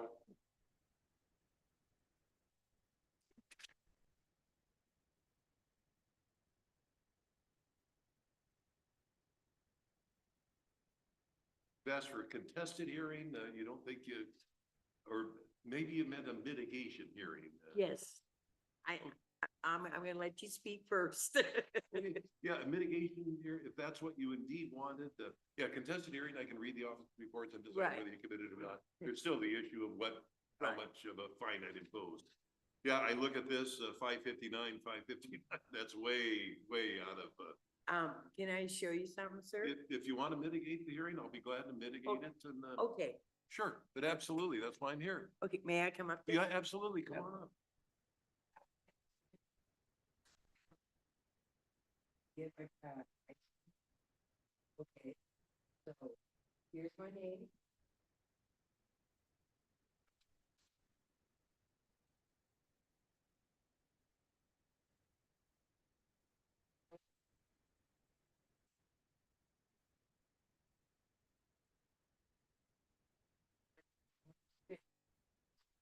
That's coming up. That's coming right up. I'm gonna wish you good luck. This is what we do. How about insurance? Well, no sense in. Then you can do it. Did I get insurance? And I'm going to. You'll be good. How about we reduce it to 100 each and set your payments at 25 a month? Oh, you're welcome. You're welcome. I'm gonna wish you good luck past that. Be patient when you take that test and realize it. And keep in mind, yeah, I'm sorry that I should have called you first because I knew that was gonna, if I let it run on, that would take another 3 or 4 more hours. It's, I unfortunately, I thought maybe I saw a group of people there and I thought it was all, because usually the sovereigns, whatever they call, it morphs a little bit. They usually travel with a posse. Sometimes I'll have 8 or 10 different people. But it's just part of what I do. But Ms. Endicott, I'm signing, pulling up a order. Payments 25 a month, beginning first payment due March 27th. I'm signing the order. Now you can get a copy of that at the window outside.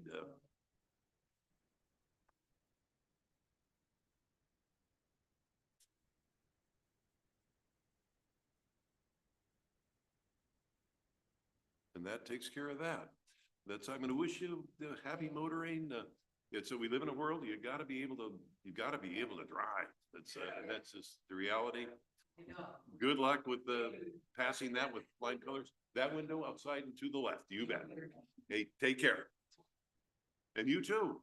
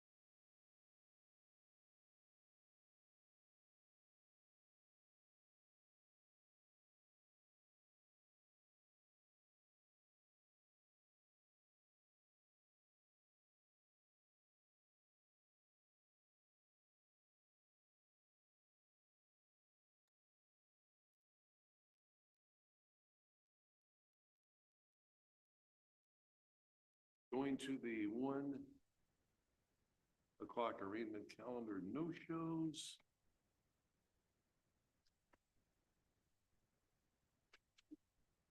First one I have is docket number 3, Tracy Cohen-Slyons. Tito is third, amend the Noval 2 and FTA. Go down to Jennifer Flowers. There's a message in the file. Note the non-appearance for speedy trial purposes, reset in due course.